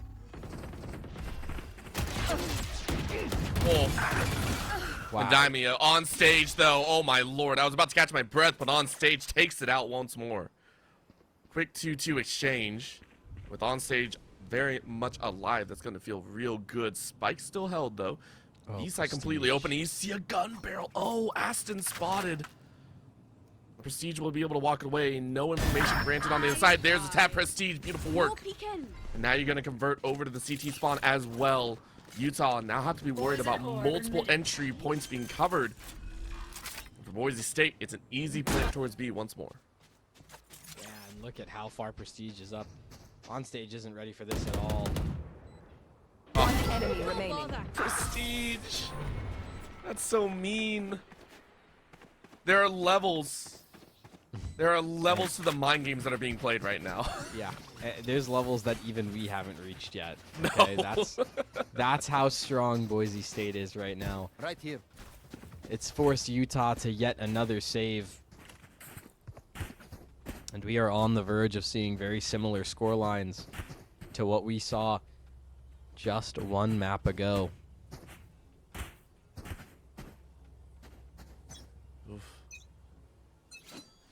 And I can only imagine it's going to get even better. Daimyo stepping up to the forefront once more. Trying to open up for Prestige. Says it's all mine. They took a chance on us. We'll take a chance on you. Hard clear of that left side corner. And A site this time will be successfully beaten over Utah. completely taken aback by how quickly the site was overrun. Now left with a 2-1 split. 2 trying to come through double doors, and I don't think they're really going to like those odds considering the weaponry they currently have in hand. Get lost. Pops out Daimio, 1. Yep. Aston able to rip one away, but Player gonna get more. Master says no. And Boise State, with the right call, keep 3 alive to push their lead to 4. And Boise Pick something State nice to kill just them with. continuing It's the least we can do. their show here. All 5 ultimates now online. Expect to see Utah really try and fight for this round considering how the momentum's been. Aston does have that Viper's Pit available on stage. Not dead yet. They've been sitting on it for a while now. Boise State, though, they have just as many options to respond, if not more, considering their Hunter's Fury is ready. Oh, here comes a run. Quick run out as on stage yet again, taking a very precarious swing. They've tried this once or twice. Tempest on stage. What a rip on stage, trying to get that not dead yet, but is now going to force the rest of Boise State away. Viper's Pit being used to cordon off B site. So it will be a hold by Utah. Keeping everyone kind of managed, but we're in a 4v4. Where do they decide to go here? Boise State kind of taking options, but Tempest is about to test his mid instead, and calls Skelis out. Great frag number 1. 3v4.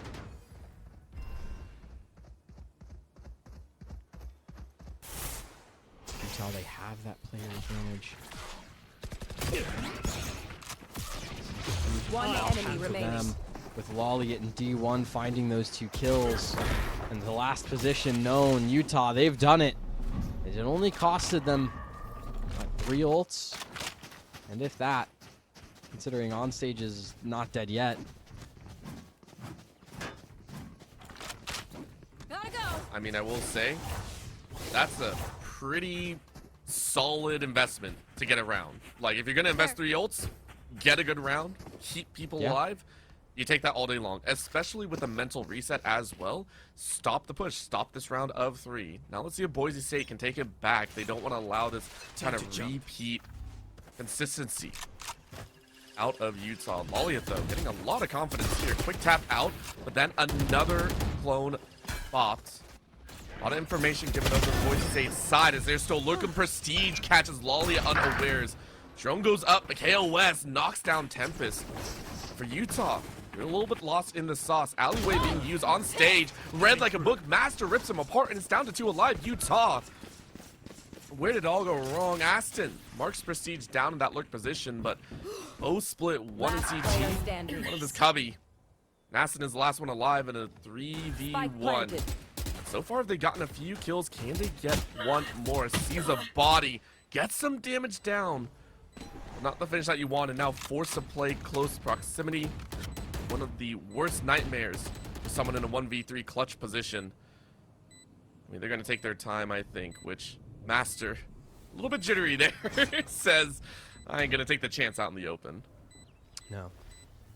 And this is such a rough spot for Aston. You talk about mental resets and what Utah was able to do in round number 7. Well, here we are, round number 8. Boise State, it looks like they weren't phased at all. Just kept doing what works. Found 2 on the entry. Anyone have funds to spare? Anyone have And funds Utah, to spare? they're back to the drawing board. Scrambling together for a buy. Damn it, thanks. You can see Tempest has to rely on the overdrive. Who's next? 100%. For Utah, a little bit of an uphill battle, but they have the makings of it. Daimio, though, wasting no time in saying, listen, if we're going to take it out with a bang, we're going to rip it back in our favor. We are going to do it very, very quickly. Aston out of toxicity, but for Boise State, all hands on deck. Daimio stifled in the electrical moves, but Prestige answers right back. Utah, even this fast and furious, but KOS blows past them in the quarter mile. Tempest now rushing for their own, but can they get a little bit further? Yes, they do. Zappa down. CL just drops that spike. Master with a great refrag. And Utah have lost so many.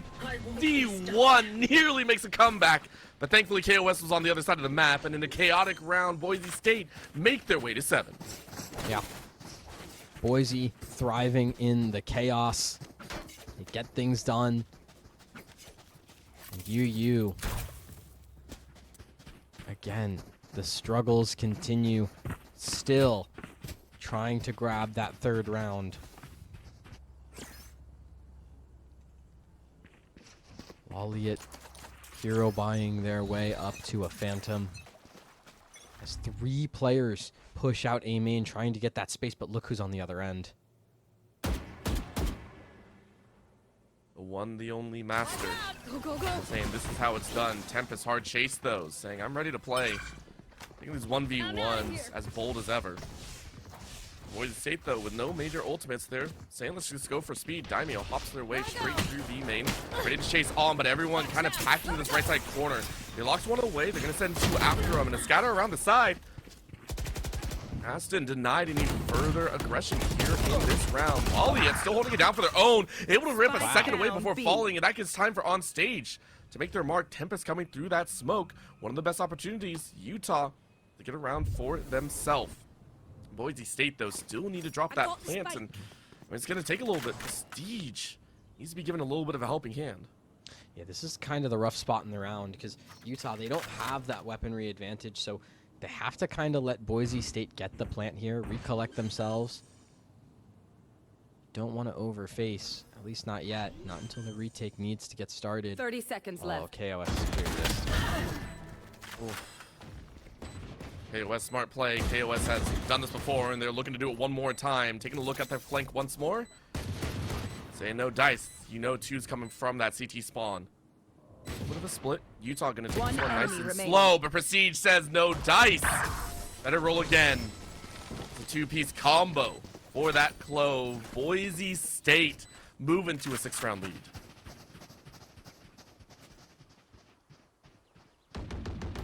And man, Boise State. Last time it was Master on an absolute tear.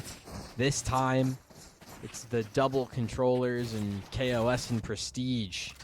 2v3 doesn't matter. Mop it up. Keep both of them alive.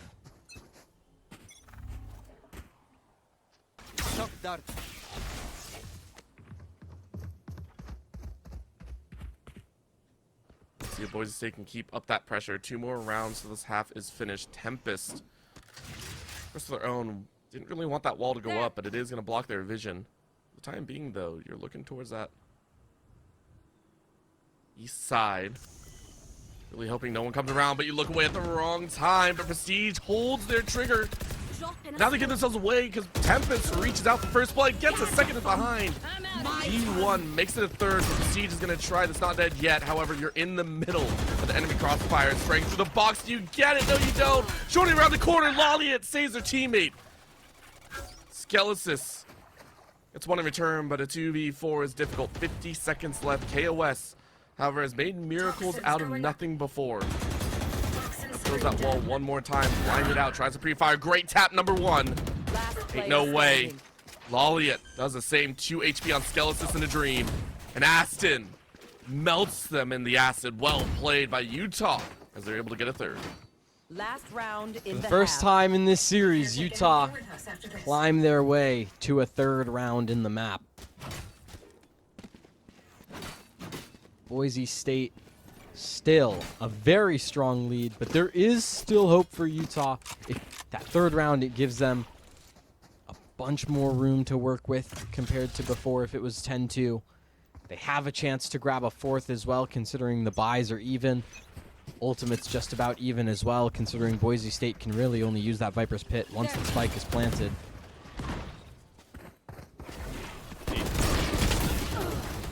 Oh, Master and Skelesis. What a 2-man tango to take out 2 of the team. D1 able to refrag, but it's still a 3v4. For Lolliot with a great TP back, realizing that there's going to be a rotate. Can you catch them off guard? Daimyo covering a lot of those corners and ready to reach around the side, but lurk and catch. Lolly it though. Down A. Still makes it difficult. However, that clear is good. 3v2. 1-for-1 trade out is not that bad. Up goes that alleyway. Now you recognize D1 in the far back side. Split a little bit through doors and all. Daimyo not checking their left. They're going to dash on in. Catch one in the drone. Well played and called out. And with Daimyo's loss, Skeletons picks it up. That's 9 to end this half. Boise State maintains 6 above. Yeah, they keep themselves 6 positive. Working their way towards a playoff berth. It would be both times they enter playoffs as that 6th seed.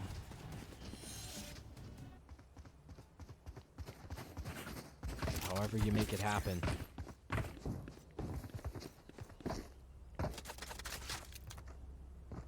I mean, I'm sitting here just wondering exactly what they're going to really play for Utah. Feels like, especially in a mirror matchup, it's so difficult to pull one over your opponent. Maybe by the speed at which they play will give them an advantage. Opening strat, headed towards that B side into mid. I like this call, but Daimyo reads them. Might not be fast enough on the trigger finger, though. Master able to help out. Slow down Utah. On stage. Getting that overheal. Checking the B-side connector as they reach around the corner, but Skeletons proceeds. We're waiting for them. Lolliet makes it messy. 2v2 to sit. But Utah, 2 in the mid. Well, Boise State still keeping one on B site, really making sure to lock down at least one of the sites before sending one on a little bit of a trial mission here. One enemy Spot them, Master. Great wait. With the spike down now. I got the spike. Problem TP ready to go. Master coming around the corner, and Master catches them in the air. Master with the 3K gives Boise State the pistol. And again, this is what we saw so strong out of Master, was that defense side on Haven. Now he's back in his comfort side of the defense, waiting for attackers to push into his line of sight. Taking those opportunities, peeking at perfect moments. That's what he does best. And Boise State, they have to give this up. There's not really a world where they force buy into this, considering they don't have a spike plant to work with. Right here. It's a tough call. Utah just trying to bide their time. Guys, where can we go? Can we look for at least a frag? I think they can. I mean, they made some magical moments here. But for Master, who has been on one, really making sure to be at the forefront for this team. Even if they're not always the top fragger, they are consistently making what feels like these heroic plays. Recon doesn't get any info, so on stage are walking in a little bit blind here. Tempest ready to roll. Utah snap onto 3. I said it before and I'll say it again. The magic has been made by this Utah squad. Spike planted.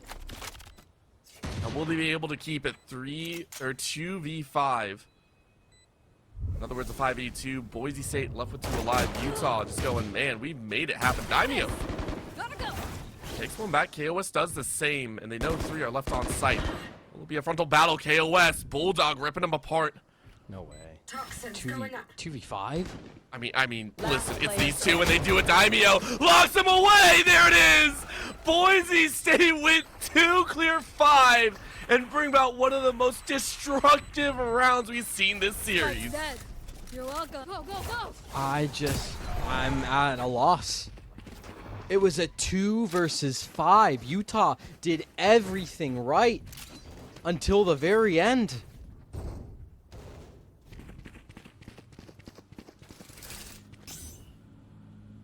They just couldn't play the time. Boise State didn't give them the chance.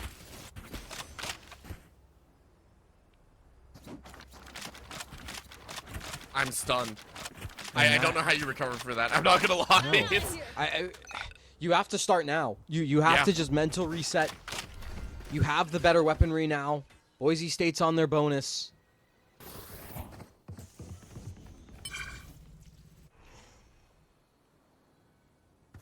I mean, it has to come from a little bit more confidence as well. You did everything as you said right in the beginning. But now you can't let that get to you.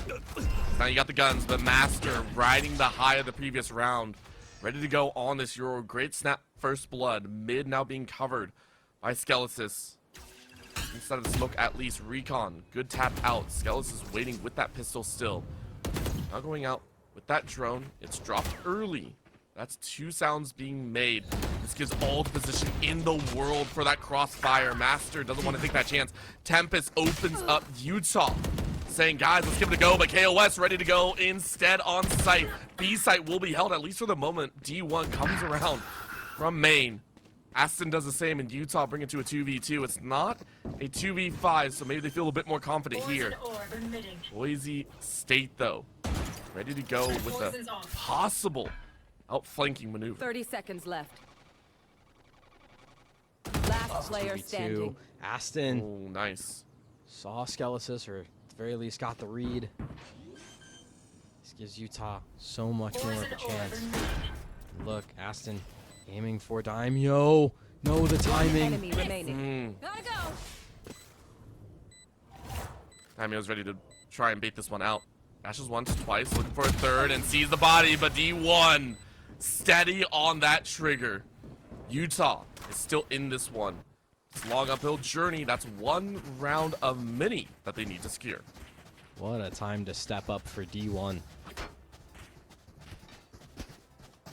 Battling against match point, series point at that, Could have a job. playoff point at that. Boise State still haven't claimed it just yet. Instead, it's going to be another situation where it's almost perfect buys across the board for both teams, except for one weapon. Daimyo's overdrive compensating for Boise State. That's one way to rip the control right back in your favor. Daimyo takes a quick lap around the site and says, ah, that wasn't far enough. Looks into the cubby side and says, now through the mid. Utah, where do you decide to go? On stage, lights up one on site. Well played on the Utah end. Skelesis, I think on stage, look a little bit shifty. In the 3v3, Boise State have the HP bars. Will they be able to pull it off? KOS, double doors. Checking and looking. Make sure to cover all the corners. Good line of sight, though, from Box, and KOS completely in on site. Poison on the back end. Forces D1 out into the open. And that's KOS to lock him away. Down to a 1v1. You have to have a good imagination of where Tempest currently is. You wait. Good tap. Oh, look behind you. Is this going to happen? There it is. And you catch Tempest with the knife out. That puts KOS on a 3K. Plus series point. Boise State, one more round to go to the playoffs. It's all they need. 5 kills separate Boise State from the playoffs right now. They have the ult from KOS, who's absolutely stepped up here on map 2 of Breeze. 20-5 in 16 rounds.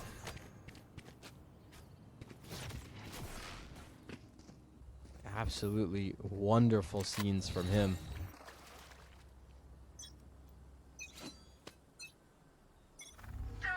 Utah, last chance, one-way set up. They're ready to go to fight for their lives. Are they going to get it? Daimyo shuts it down.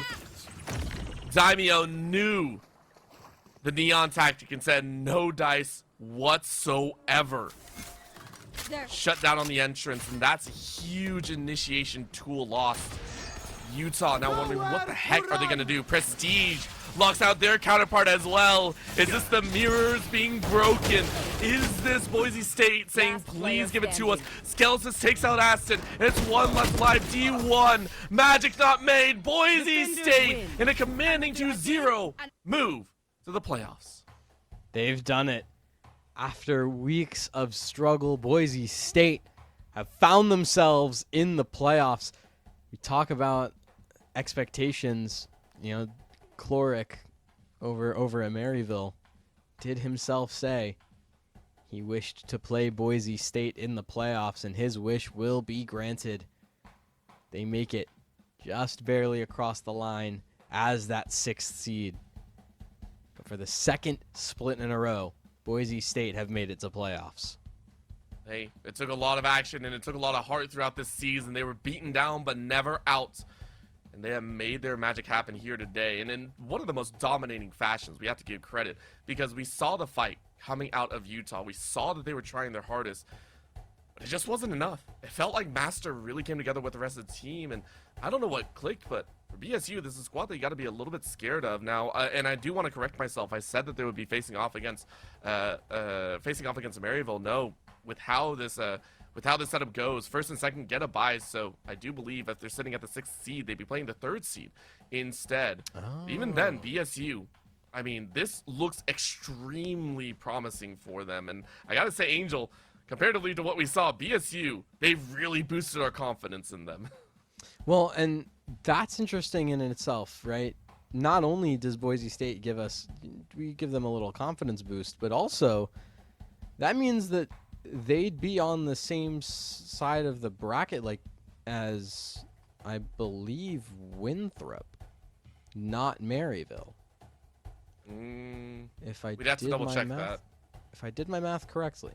But then again, there's something to be said about doing math on broadcast.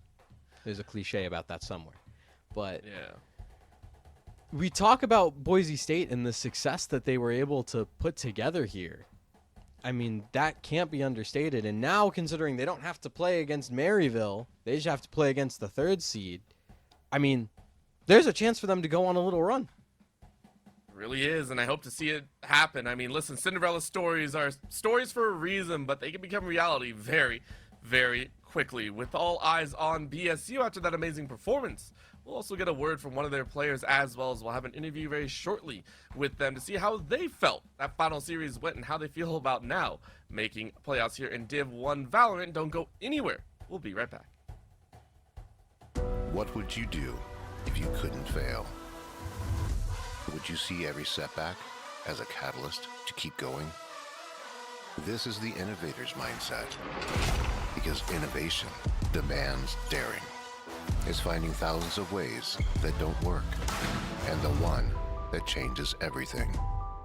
Because we know changing the world doesn't happen by chance. It comes out of the blue.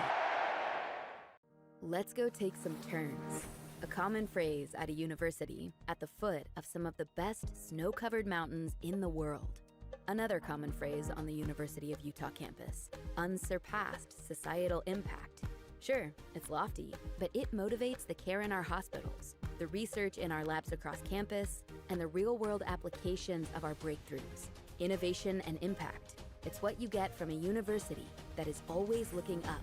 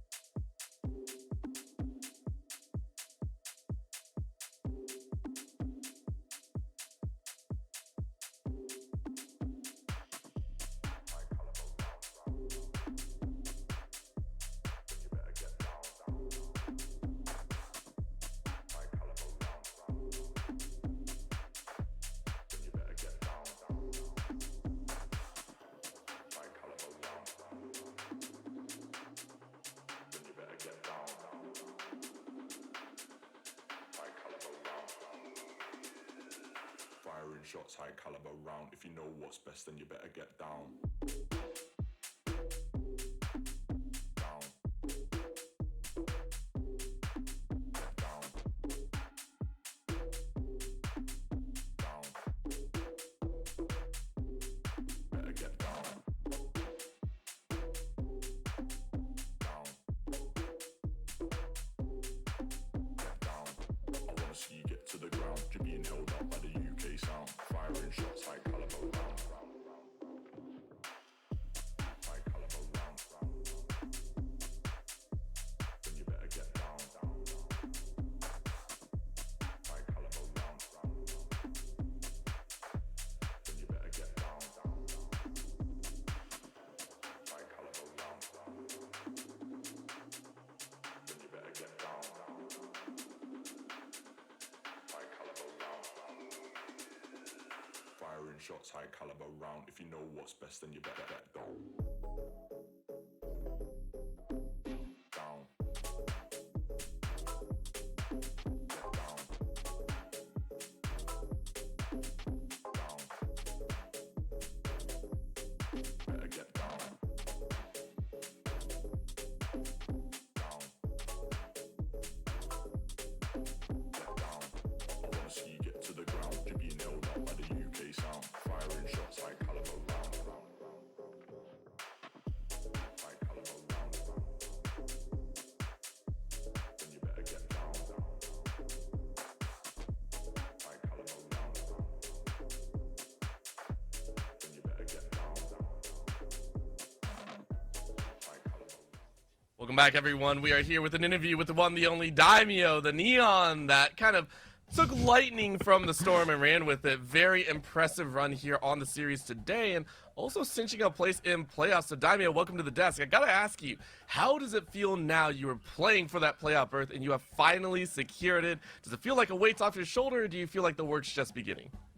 Honestly, it's always like work's just beginning. We assume we should be in playoffs. I think all of us as a team think we're good enough to be a playoff team. We were in playoffs last split, so we assumed we'd be here. Yeah, I'd say so. No, nothing too crazy. All right, let's kind of dive into this split as a whole before we talk about this match, right? Obviously, it was a rough start to the split. You guys had a couple close games here and there. I think you guys even, hold the record for the closest game against Maryville out of any school. That's pretty crazy, actually. For the spring. I think you guys took the most rounds off of Maryville in an entire series compared to any other school. But there was just some struggles from you guys of just closing out maps. So I kind of wanted to get your thoughts on that and what was kind of the conversations in the team like about that throughout the split. Yeah, I mean, we definitely have had a lot of close series so far. I think we've lost 1, 2, like 3 times in this Division 1 split, but we took it as not as losses. We took it as like 1, progress, and 2, really good learning experiences, because 1, like some of these teams we played against last semester, like for example Stony Brook was a really good example. We like absolutely got smoked by them first split, and like we just played them last week and we lost only like 1, 2. And yeah, like to your point, closing maps is definitely something we've been talking about as a team. So a lot of the learning experiences we've had from playing versus those teams we're trying to work on closing it out versus them in playoffs, which will be hopefully a good test for us. Yeah. Well, and we talk about playoffs, right? And this is something that's very interesting regarding your team. This is not the final, but it is in some ways a very big kind of push and hurrah for you guys, considering it's Master and Skies both graduating after this semester. Mm-hmm. So, I mean, obviously, there's going to be a kind of want to go far, but like, what does that feel like to you personally as being one of the younger guys on this team now trying to deliver for some of your seniors? Young? Man, I'm 22. Yeah, no, I really hope that we do good in playoffs. I mean, hey, if we like make a crazy run and win the whole thing, that'd be insane. Obviously I want to win with Master and Skies for the last couple, official matches I get to play with them. We got like literally 2 more months left, so yeah, we just want to make the most of it, and yeah, it's definitely on my minds. All right. And then last one from me, at least, is we're talking about playoffs. And originally, we did our math terribly wrong. And we thought that you guys would have to play Maryville in the first round. It's actually not true.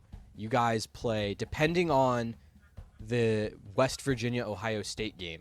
If West Virginia win that game, you play them in the first round. Yeah. If they lose, then you play Stony Brook in the first round. So Okay, then we're going to see West Virginia.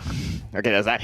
Okay, wait, that's messed up. I shouldn't have said that. Doesn't matter who we play. I'm confident in my team no matter what. We'll put in the prep or we'll play some TFT before the game, and then we'll be locked in for sure. All right. Okay. Well, best of luck to the boards, man.